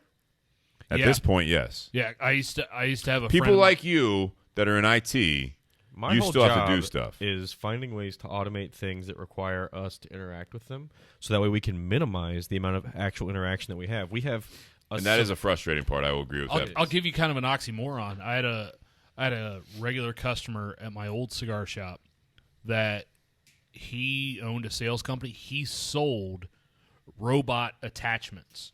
He sold attachments that went on to manufacturing Sure. robots, so that way they could do other things. So yes, you have this robot that can automate the process and do things, but it still took a person to be able to, come up with that idea. So to his to point, make though, it, and then to sell it to someone else. yeah. So to to Eric's point though is that robots will build that then at some point because someone will build that. So what I will say that the common denominator there is there's too many fucking people in this world, and We need another plague. Yeah. No, well, yeah, you're absolutely right. But my point is, Two more years yeah, will do. it just came over from China. If you guys watch the news, but Oh yeah, that's right. what my No, point this is that there's too many anniversary. people that from a social atmosphere, you will have to scale back at some point that it's not self-sufficient to go that route unless we do get to that route where robots take over the world and we're in the Matrix or iRobot or all that stuff, is because there's enough Terminator. There's enough people out there that will, when people don't get jobs, now all of a sudden the government will change again, and then you'll start outlawing certain things. That's the current situation I think we're in going forward, is that you're not going to eliminate people unless you let them starve to death because there's no longer any jobs. And at that point, I don't know if it'll be a liberal thing or whatever, but someone will be looking out for people in general. And technology will continue to advance, but then it's a matter of, all right, if we're saving money here, where else can we put the money? Because people have to work. That's a curiosity I've had, actually, because it raises a great question. I don't have the answer to it, and I'm not sure there really is one, but everyone's talking about how we have such a low unemployment rate right now, and that we have for the last couple of years, and it's great, and no one's going to argue about that. But people argue about it every day. People argue about everything every day. Okay, so Yeah, just go into the cigar shop. So we are talking about whether or not jobs are going to be there because we're heavily automating as many things as we can. We don't have the coal miners that we used to. Different jobs will be there. We have different jobs. But the question is, with such a low unemployment rate and so many things being automated and so few hands needed to accomplish the tasks that we used to need in order to accomplish those tasks, where are we finding uses for people that aren't skilled? Where are we finding uses for the proverbial 14 and 15-year-old grocery bagger that used to be? And I'm not saying that the grocery bagger's gone away. What I'm saying is... No. What I'm saying is all of the jobs that it's we getting used to there, have, though. No, he's got a good point, because how many, like, you go in there, and I could go into a grocery store, and there's Self-checkout. Well, not there's only 3 lines self-checkout, open. But there's now the thing where you can take your own bags in and scan as you go and put them in your bag and walk out when you're done. Yeah. That gets rid of not only the bagger, that gets rid of the cashier, that gets rid of the people who are moving carts in and out, that gets rid of people that are having to help at the checkout, not the checkout counters. I'm sorry, the service counters, because if people are able to just go and obtain. Kroger did this 5 or 6 years ago. After hours, you guys would put out. We keep picking on deli. They would put together the prepackaged, most popular deli meats and cheeses. I love so that when, counter. when the deli people when the counter closes, you have all this stuff still there. So when do we get to a point where the customized service isn't needed anymore? No, you're absolutely right. Where are because- those people finding their jobs? So I brought up Home Depot, and I think Home Depot or Lowe's was one of the ones that now they have the app on the phone that you actually can take a picture of the part you need on your toilet, and then it'll show you what aisle it is at your local thing. So again, it's awesome. interesting because it is great, but it's only great for me. Again, around being almost 40, it's like I go into Home Depot, and I used to go into Roush Hardware in Westerville, where they had a greeter at the front and a desk. What are you looking for today? I'm looking for a flange. I'm looking for this. I'm looking for these bolts or whatever. Yeah, it's in aisle whatever. Now, if you have the app where it's like if you train people to do that, I don't need the people that I can't find already in some of these stores. I have that to a point where, I'm frustrated when I go into a big hardware store because I'm not the most handy person, that I go into a hardware store and I'm looking for a toilet seat, and I'm like, all right, I'm walking into a fucking warehouse and I don't know where the fucking toilet seats are. Like, this is really frustrating. So now I'm walking up and down aisles literally just looking for someone. And normally I'm like in the paint aisle where I know people are mixing paint because they still have to load the paint machines so far. Like, they have to put the Again, empties. why? Well, yeah, you can get to that point, but I'm like, yeah, now I'm looking for that, so I know that someone's in the paint aisle, so now I got that person that I can actually say, hey, where are the toilet seats? And they're like, oh. This is the paint aisle. Well, they're like, oh, it's over here, or hang on a second, let me get someone for you. See, I'm still the kind of guy that if I walk into a store like that, like if I walk into a Home Depot and I'm looking for a particular part, like I don't look it up online to find out ahead of time what aisle it is. I don't mind if I walk in there and I have to walk down the main aisle looking at all 4 the different wrong signs aisles until overhead. you find the right one. 4. Like I don't mind. It's not perfect. I don't mind walking through the store to try and find what I'm looking for. If there is a person there that as soon as I walk in, like, hey, thanks for coming to Home Depot or Lowe's. No one ever says that. Yeah, well, yeah, no one's ever glad to be there. Oof. But if they sit there and say, hey, what are you looking for? Like, hey, this is what I'm looking for. Cool, we have it in this aisle. Awesome. This is the same thing in the cigar shop. A lot of people that walk in the cigar shop, when they initially walk in, will greet them just as, from a customer service standpoint, but also as a convenience standpoint. Like, hey, welcome. I hope you're having a good day. Is there anything particular you're looking for? If they say, oh, I'm looking to see what you have, great. If they sit there and say, well, I'm looking for the Monte Cristo Espada Oscuro, great. We have it right here. We have it available in 3 different sizes. Yeah. Which one are you looking for? Like, it's a benefit to them to have that person. Yeah, the problem is, Right though, there. you go into some stores like Home Depot and they don't greet you. I have to flag someone down and be like, excuse me, do you work here? Who's in the middle of doing something else? Doesn't look like they want to give you any help. But then you have Well, then they shrug their shoulders. Yep. That's Or- that. That's the. It's not the customer interaction. It's like it's a self. It's inbreeding, right? So it's that thing where it's like I don't want to go in there, but when I go in there, people that are working there, I say, hey, do you work here? And they kind of give you that. Yeah. Can I help you? You can. I just keep thinking of the scene from Parks and Recs where the guy's at Home Depot and he's like, "Help me find anything." I know more than you do. Yeah, but I don't. Right. But we get that at the cigar shop all the time. No. I know what I like. All right. Well, let me know when you're ready. Yeah. Where'd you guys move the padrones? Yeah. Well, this is the same guy that sits there and cuts an inch off the head of his cigar before he lights it. All right. Yeah. Mind if I get a glass of that rye here as we get towards the end of this? You don't want any more of the Willet? I do. I don't want to be the one to kill it. Sean's over here, There's a lot left in that bottle. You know that from personal experience. Yeah, we'll do that. All right, so you guys, the one thing I will say that let's get on the one last part of this topic tonight, since we're diving down this road. Eric, this is good for you because this is what you do. But you are the one that sees the writing on the wall that we are in for some big troubles here. But it's from the automation part. It's the taking away the jobs. It's all of that stuff. And the more common social structure part of it is that people are worried about. People are so reliant. They're looking in their phones all the time. They're not interacting with people. I see both sides being valid. And it's frustrating to see. Will do. Only because you said so, Sean. Thank you, Sean. Thank you. it. That's not that much. All right. No, It's that more was than you still a think. healthy pour. He already poured some. Yeah, like looking at that bottle, that was not a lot. But then when you pour it into a glass, that's a good finger. It's a good finger, he says. You need to settle down, Nate.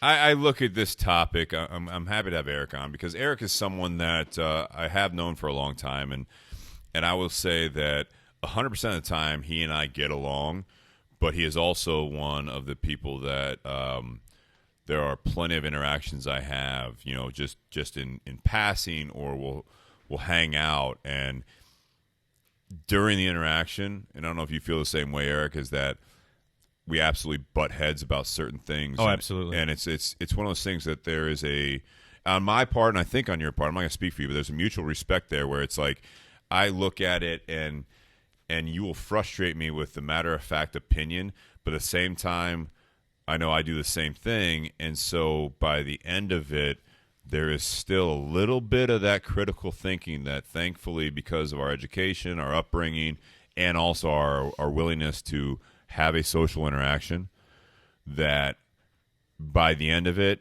you might agree to disagree, you might just disagree and not understand where the other person's coming from, or we both talk enough that one side or the other actually is like, you know what, that's a good point, I didn't think about that. You have information I didn't have, but I was confident in the information I had. And I think that's something that with technology, you can actually see that as you you seek out the information. People are more impressionable today than I think they ever have been. Marketing's huge. And people are using the reviews. They're using the tools that everyone has. What people haven't talked about is that, you talked about it, Eric, is that, it was early 2000s that a lot of this stuff, the apps didn't exist. Late 2000s. The first iPhone was 2007. So we're just over 10 years ago. And even when that came out, there were no apps. Mm-hmm. You had smartphones, sort of, where you had email that was in your hand. You had computers that you had that. You had AOL. You had instant messaging. You had all that stuff. I mean, this is the late 90s, early 2000s. But now people are trusting. What's ironic to me, people are trusting absolute strangers' opinions on shit. But then the other breath, people are like, I'm not going to talk to anyone. It's like, you haven't even seen this person. And fucking, was it Bovie 110? Is it 410? What's your 110? Yeah. So Bovie 110 on Amazon, that's his Facebook, right? Or no, it's your Instagram. But it's like, for example, like Bovie 110 on this Google review said that the appetizers weren't all that great and the service was slow. Gotta trust Bovie 110. Like, I'm not going there. God damn, he must know. He's reviewed a bunch of people. Like, he's big on Yelp. He's on Amazon. I see he's got reviews on 110 products. That's why he's Bovie 110. He's going to change his fucking call sign tomorrow when he does 111. But I tell you what, he obviously knows. Obviously. Mm-hmm. Otherwise, why? But would I he do can't it? walk into a store. I can't talk to a friend about his opinion. I can't do this.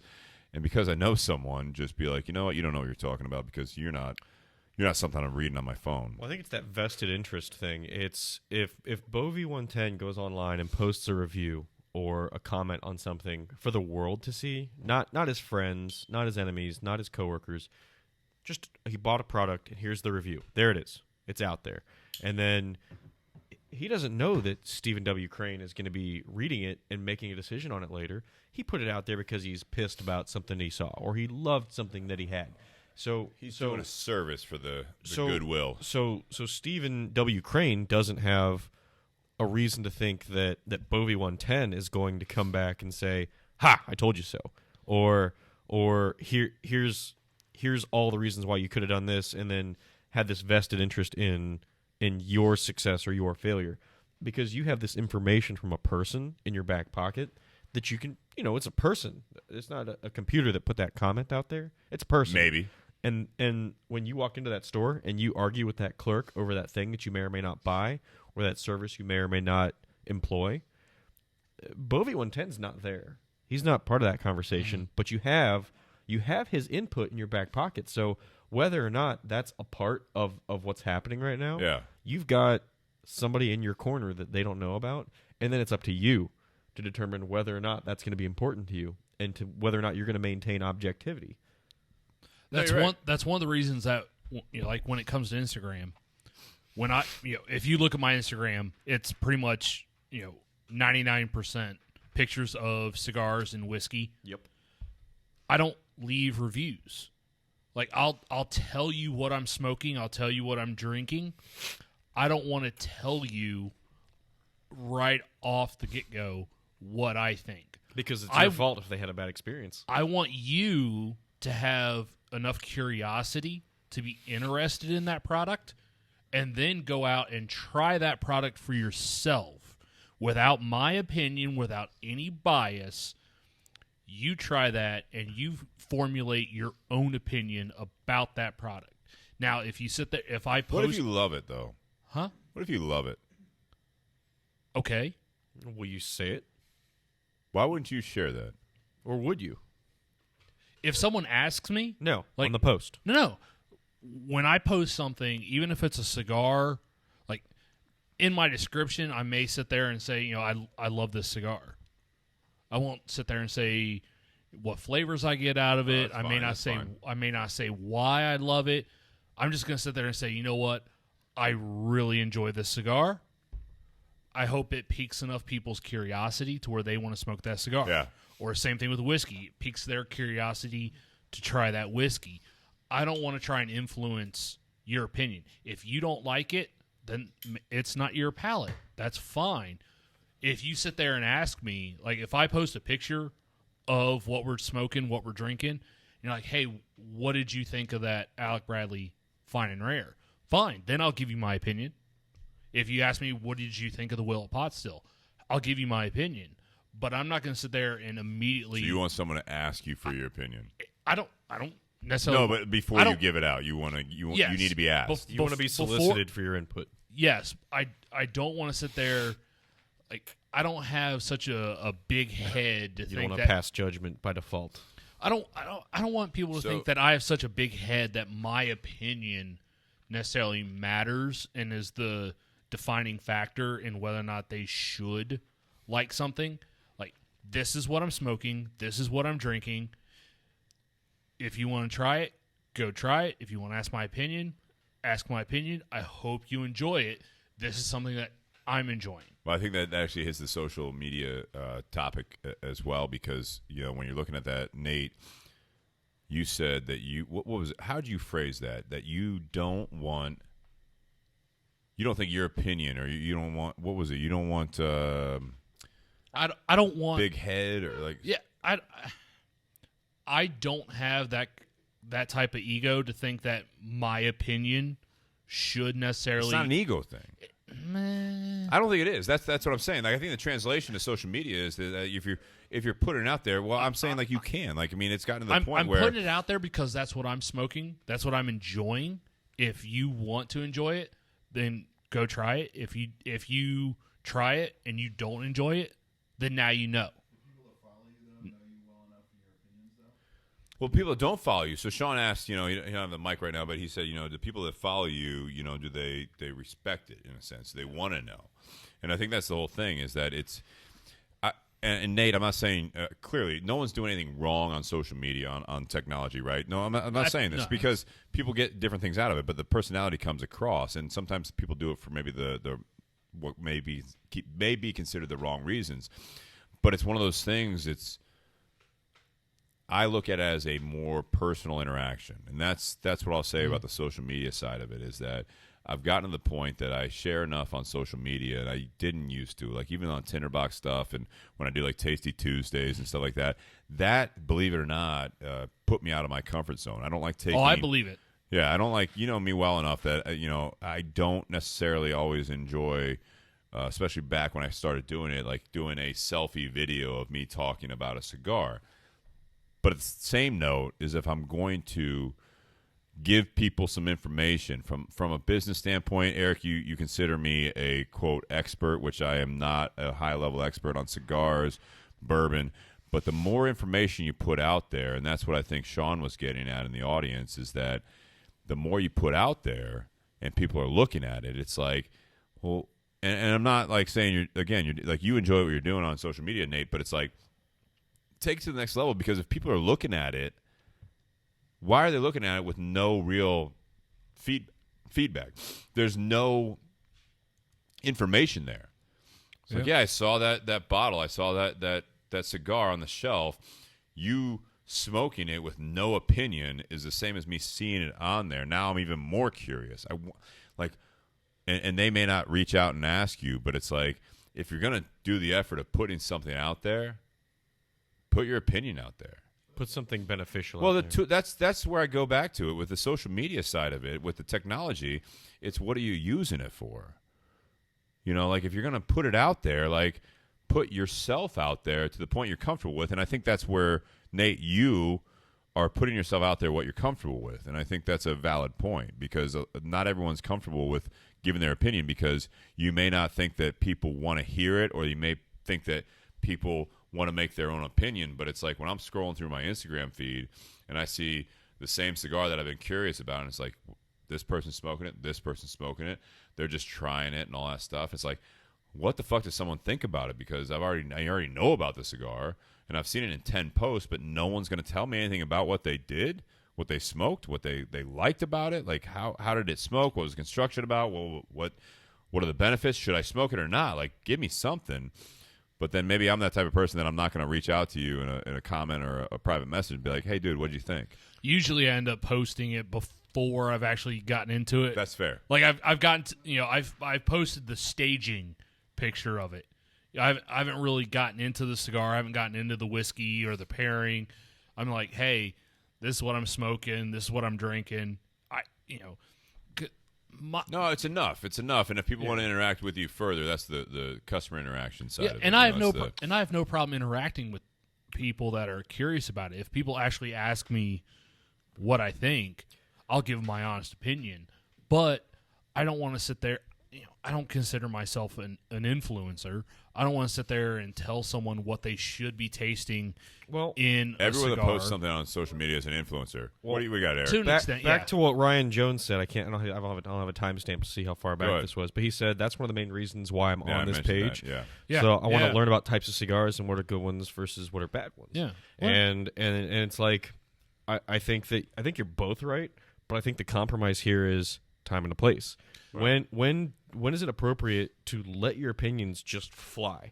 Because this is the scenario for doing it. Versus when I hate to go back to this silly example. When Bovey 110 comments on hate that guy. on the coat hangers.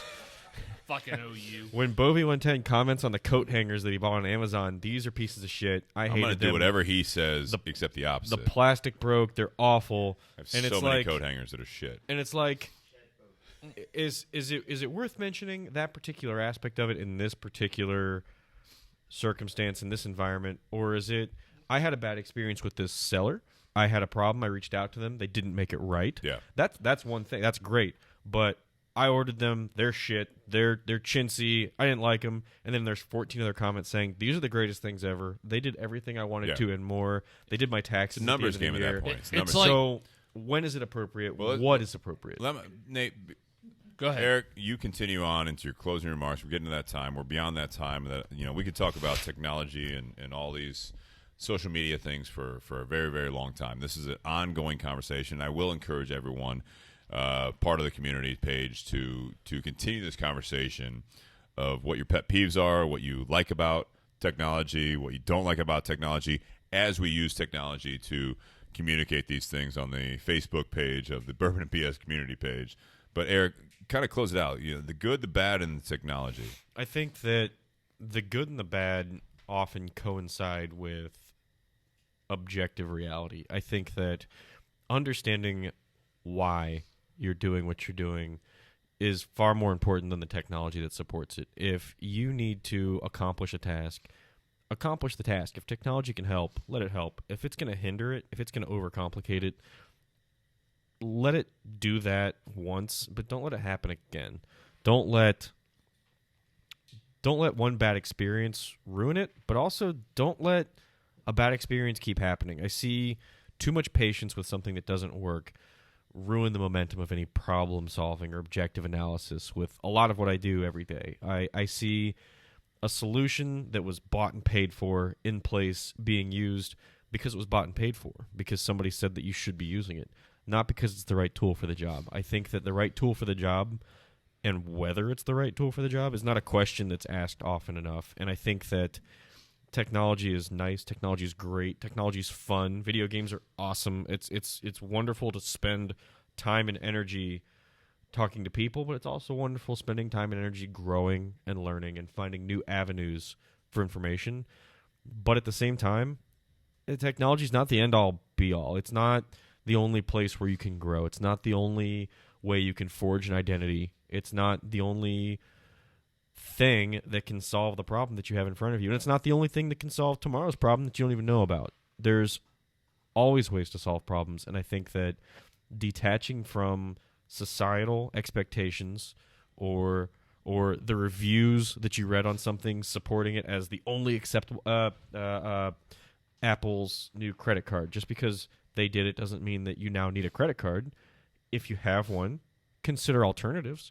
Always be willing to grow and learn, but don't sign yourself up for, if everyone's doing it, now I need to do it, because there are so many times where the availability of a quote-unquote tool actually ended up being a detriment to so many other things while solving one particular quote-unquote problem, and it ended up just ruining your ability to interact with people, solve your own problems, find your own information, go out of the house. I love such great points, and I'll say this about the Apple credit card. I mean, thank you. Like, it's absolutely like so many valuable takeaways because you hit a lot of points on the head. And the Apple credit card. What's so ironic about that is that I only get Apple credit cards that, by design, do not have a place for a signature. Like, literally, do not have. Yep. Just had one they yesterday. don't have a spot. Just ruining your chance for security. The thing is that the person that hands me an Apple credit card has an Apple Watch on, has an iPhone in their pocket or in their hand, right? While they're talking on it as they're handing me the Apple credit card. And I ask them for their ID, and they're like, they literally are saying to me, like, well, it's done. I mean, it's mine. And I'm like, this is designed for people that don't take Apple Pay or that you can't, you're doing something online and you use that line of credit. First of all, get a credit card because of the reasons you get a credit card. Sure. Interest rate, right? The APR and credit limit. Yeah. But when you walk in a store, the point is when you're in person, this is an extension of all the technology you have on your person. But when I ask you for a credit or like an ID for your credit card, don't be offended because this is now you're in person again. Apple is not really designing it for that. So when I ask you for the ID that says Eric Goldhaber on it because you didn't sign your credit card because there's no place for it, you're like, really? Just show me your fucking ID. Or use your Apple Watch. Yeah. I had someone pay with one yesterday. Yeah. And that's being reliant on technology to the point. Well, it's an Apple one. It's indestructible on identity fraud. And it's like, unless you pick this up outside my store and walked in with it. In which case you're challenging whether or not I am who I am. And you're Right, demanding yeah. I charge this card now. Yeah. Nate, what do you got? So first, I want to give a shout out to Avi, Yeah. who when you posted, the topics post in the community page, said, hey, what are some topics you want to talk about? This is one that Avi came up with, so I want to give a shout out to Avi. But there were a lot of things in terms of technology that we didn't touch on, whether they hinder, whether they help. And so part of my closing remarks, it's kind of just bullet points, some of the things we didn't talk about. It's like part of what he brought up in his comment, technology helping or hindering kids, like bringing up kids. There's a lot of people that sit there and they hand their kids an iPad, and at the age of 4, they can unlock the iPad, they can go onto YouTube, and they can watch videos, with parent restrictions. And, and you can sit there and have your kids basically be babysat by a computer screen for hours on end, or you can actually parent the kids yourself. Again, there's pluses, there's minuses to it. You let the kids do what they want to do, or you sit there and you actually do something yourself. He also mentioned relationships. Like nowadays, there's a lot of people out there that because of dating apps, whether it be that's one that I want to get into. All right. I'm going to be quick about this. No, you're not. Whether it's I reject your notion. I reject your reality and substitute my own. That's the problem with this topic. Dustin's out there and he's trying to kind of be the timekeeper, and this one can go on for a while. Yeah, but no, I mean, there's a lot of facets. When it comes to technology and relationships, there's a lot of people out there that meet someone, whether it's Tinder, Bumble, not Bubble, Bumble. Might be a Bubble. I don't know. I don't know. I don't want to be on it. Bubble.com. Match, Check it out. eHarmony. One of the funny things, Steve, some of the Saturday nights that you and I have. Amazon dating. Oh, God. Oh, shit. No, Nordstrom dating. one of the things that's funny, though. I'd be in for that. Like You would Not be. now, but if I was single. Okay. No. Amazon Dating Prime. Amazon Dating Prime. 2 hours, it'll be there. Tinder Prime. Tinder Prime. But Copyright. no, like some of the Bourbon Saturday. BS podcast. Go ahead, Nate. No, like some of the Saturday nights when you and I have hung out at the shop, Steve. We'll be watching TV, having a smoke, having a drink, and we'll see a commercial for eHarmony, and we look at this girl, and I love this line from you. You're sitting there looking at this girl who's at least a 9 or 10, and we're like, there's no fucking way that girl's on eHarmony. There's no way. But we've developed such a reliance on that technology, on those different sites. Like, what would happen if those sites went away? If there was no more eHarmony, if there was no more Tinder, there was no more Match, you'd actually have to go out and meet people. They'd stop going out. Possibly. They may stop going out. Well, but there's a social interaction that people would have to relearn. Ryan Jones says mail order bride at Amazon Prime. 1 hour delivery. That's not bad. Ryan, do they do 1 hour delivery from Russia? I don't know. No. But no, I mean, so we're talking about technology. Like I said earlier, there's positives and negatives to it. Part of the positives is it may make things easier. It may cut down on time.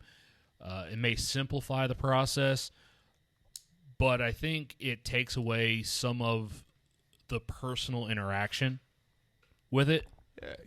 Whether it's looking up a cigar, whether it's looking up a bourbon, like you can either look up reviews on a cigar, or you can actually go smoke that cigar. Yeah. You can either look for a date on an app or social media, or you can actually go out and try and meet someone. Like, so there's no matter what technology advances, there's always going to be both sides of the coin, and there's a personal responsibility as to how well you use that. Because earlier you brought up what happens if the power goes out. What happens if there's an apocalypse and we can't use this technology? Nerds Zombies, like man. you actually then have to leave your fucking house and go do something. Or you do what I did and buy a generator. Sorry, continue. All right. But no, like like from a personal and relationship standpoint, if the technology went away, like say the power went out and I couldn't watch TV, I couldn't watch a DVD, I couldn't watch movies, I couldn't watch Netflix, couldn't watch whatever TV streaming service I'm using, then I'm actually forced to interact with the person that's in my house. Being, in my case, meaning my wife. Like, I actually have to deal with her. I actually have to interact with her. And I don't like the way you're saying this. Hold on. You get to interact with her. Exactly. Jess, Dorothy Mantooth is a saint. Sorry. What the? No, that's what I'm getting at. Like, there are so many. Jess. There are so many people that technology gets in the way of them being social with other people. Like, if technology left my house and I was quote unquote forced to interact with my wife, I think that would actually make things better. Like, I actually have to talk to that person. Yeah. I have to I already have a relationship with that person.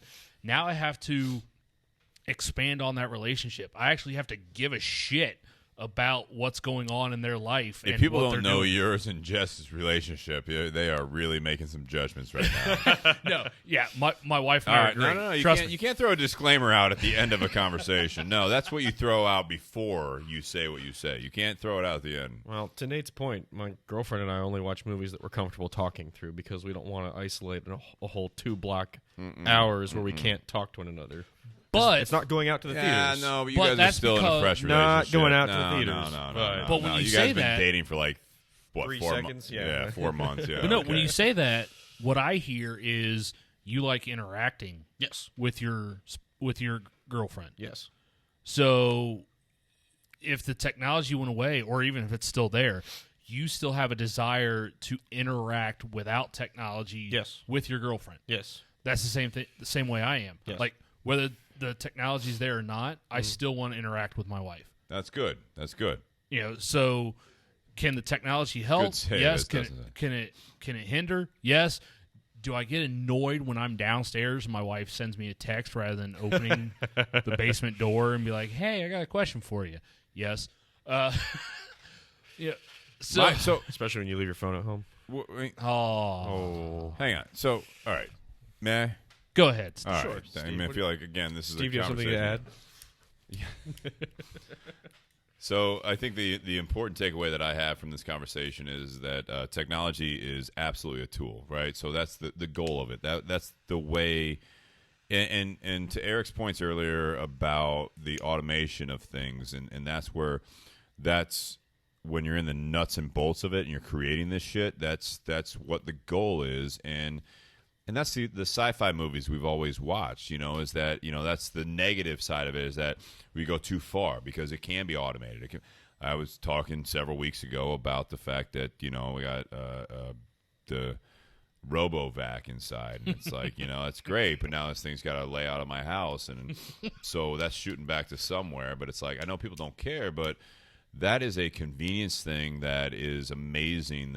And I know Liz used it today because not only did she clean up after our weekend away, but it was one of those things that I was like, man, the living room looks great. Like, the RoboVac did not wipe off the table, did not put things away or any of that stuff. But then I walked in the bedroom, and there's fucking zigzags all over the carpet. You know what I mean? I was like, it looks good, but I can tell that you started the RoboVac in the house, and it made its way into the bedroom, and now it's like it's cleaner. It got vacuumed, but I'm like, it's where I sleep.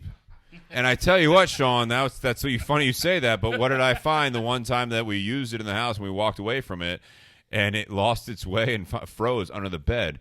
That shit, that's the monsters in the bed right there.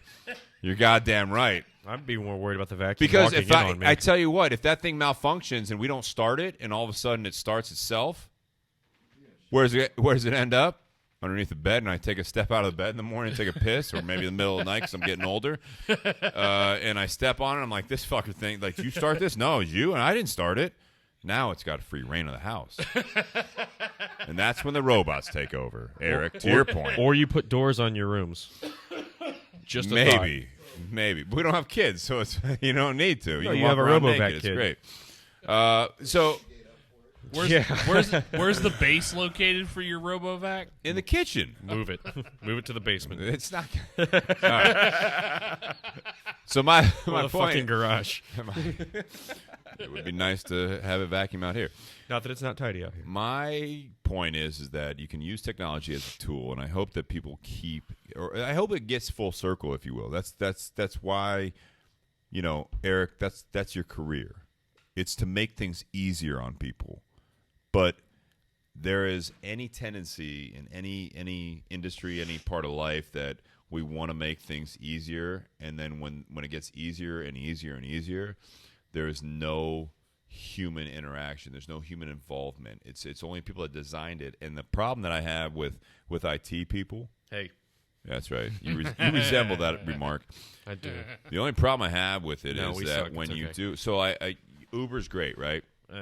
And I think I've mentioned this on the podcast before, is that when we were trying to do things with a Safe Ride program, and I run a Safe Ride LLC here in the Columbus area, and we were working with Uber. The problem is that they went full automation. I think that's where the people will win out, is that when we went full automation with stuff, and we had an event that we had Uber codes and everything else, the people behind it, when shit went wrong, when things crashed, when things weren't working, and you're in the middle of it, we tried to contact our contacts. They were not available. This is not a life or death situation, but if you translate that to a life or death situation, you still have to have people there to handle it. And one of the things, Eric, we talked about on a previous podcast, the one thing nice about you is, and I gave it, that's my disclaimer, is that when we have an interaction, but when we actually have a conversation, and it's a battle of the wits, but the wits are from different angles, They do not line up. But I still want to talk to someone. I want to talk to someone when the technology goes bad. We still have to talk to people that designed it, that know what's going on. And when people like what happened with Uber, and I'm not saying bad things about Uber. I use Lyft a little bit more because there's better customer service. But when we did that, and the codes weren't working, the Uber rides weren't coming, we tried to call someone. Their answer after the fact was, well, talking to my tech team is that it shouldn't have happened like that. I'm like, cool, it did. So you can't have a tech person behind something and be like, no, we have all the fail safes in there and everything will go right. And it's like, well, what if it doesn't? What if something happens? Well, it won't because we have all the fail safes. And you know this, and I can see you. Sure. You're getting fidgety. I love this. No. It's It's a huge problem because there's a department in Children's Hospital called Disaster Recovery and Business Continuity that should be a subgroup within every IT department, and it's fucking not. It's not because when it goes wrong, now all of a sudden it's like, hey, we need to fix this. And you're like, well, it shouldn't have gone wrong. And you're talking to people that design the program, the technology, whatever it might be, and you're talking to these people and they're like, well, that shouldn't have happened. And I was like, cool. Well, on the outside, it did happen. And now we're stranded.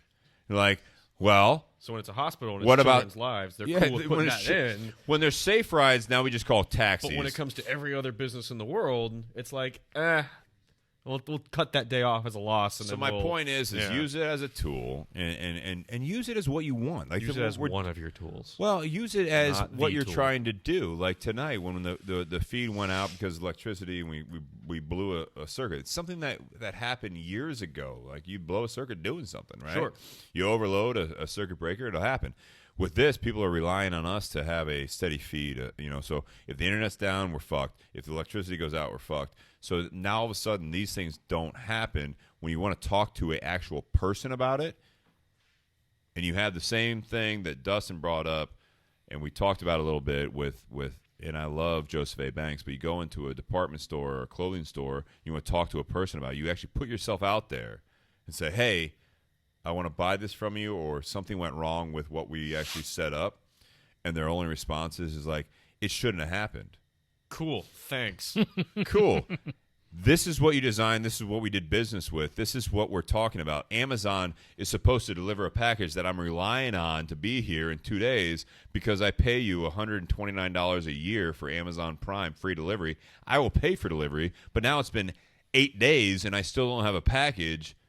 What are we doing about it? I'm like, well, that shouldn't have happened. I'm like, I agree. So now we're actually on the same page. What are we doing about it? And it's the fact that people freeze. We're sorry, sir. We'll give you some sort of credit or something. That doesn't fix a solution. the problem. So that's where, again, to Eric's point, I will say that you can't rely on it completely. And all the time you want to use technology as a tool. And I think that's why people will win out. And I think that's where it'll come back to the civilization part of technology is that we do use it as a tool.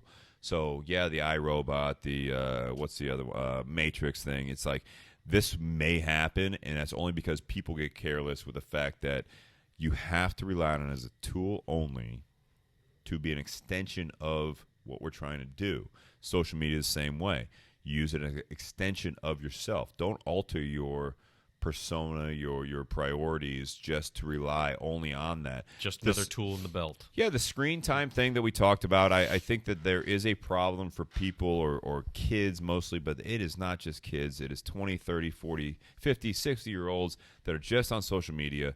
Use it as a tool, extend it, get value from it, and then also be prepared to actually talk to someone if you run into them. Hopefully not like a car accident. Well, sure. But you actually have an interaction with someone and use the same things and don't be offended so much. Wow, that's a whole other subject. It is. But I'm just saying, like, use it as a tool, and I appreciate everyone listening tonight, and I know we kind of rambled on about this stuff because technology is something that can go on for days. We could have a whole series about this. It's everything and everywhere. That's much the problem. As you'll let Yeah, it. like we can hit different avenues, different facets of this, but Dating. yeah, okay. I touched right. on that already. So, Politics. I want to thank our sponsors. As always, Tinder Box at Easton, thank you for hooking Eric up with these fine and rares that we smoked earlier. I finally did finish it. Fantastic smoke. Absolutely. I loved it. thank you. I'm very, hey, man, you're very very welcome. appreciative. And Yeah, thank you, thank Ryan Ponus, thank you very much. Thank you, Ryan Ponus, for making sure that got into my hands. Yeah. So again, Alec Bradley Max will be 15% off at the Tinder Box at Easton. If you're in the Columbus area, take advantage of it. 15% off, a very, very budget-friendly, bang-for-your-buck cigar. We don't have these fine and rares. Hit up Eric Goldhaber No, don't. No. at Nope. Unseen Killer on Uh-uh. Instagram if you guys want. He will maybe sell it for a high price, secondary market. I'm not condoning it, but I'm just saying it. If you go Tinder Box at Easton, we do have plenty of Maxes available. Altadis USA, I am relighting, and some people don't like that, but I'm relighting the Monte Cristo Espada Oscuro. Love this cigar. Plasencia knocked it out of the park. We do have Rafael Nodal, who is the guy that works with all these companies. He's the guy behind Aging Room. He's going to be at the Smoking 10 event 2020. Jesus. Oh, yeah. We're there. 2020. Rafael Nodal will be one of the many guests. We're going to talk about that a little bit more on sorry, I'm reading the messages here. Anyways, Altadis USA, thank you very much for the Monte Cristo Espada. Also, BS Cigar Company, thank you very much for always supporting us, and check us out as we do more and more. Sean, thank you for the Willet. It was amazing. If you guys enjoy the podcast, please check us out on patreon.com/Bourbon and BS Podcast. Support it. We're trying to make this self-sufficient. We enjoy all the interaction on the Facebook Live, also the Facebook video, all the audio stuff, YouTube, everything else. Guys, cheers. Thank you very much. Happy Whiskey Wednesday, everyone. Happy Whiskey Happy Wednesday. Wednesday. Thanks for having me.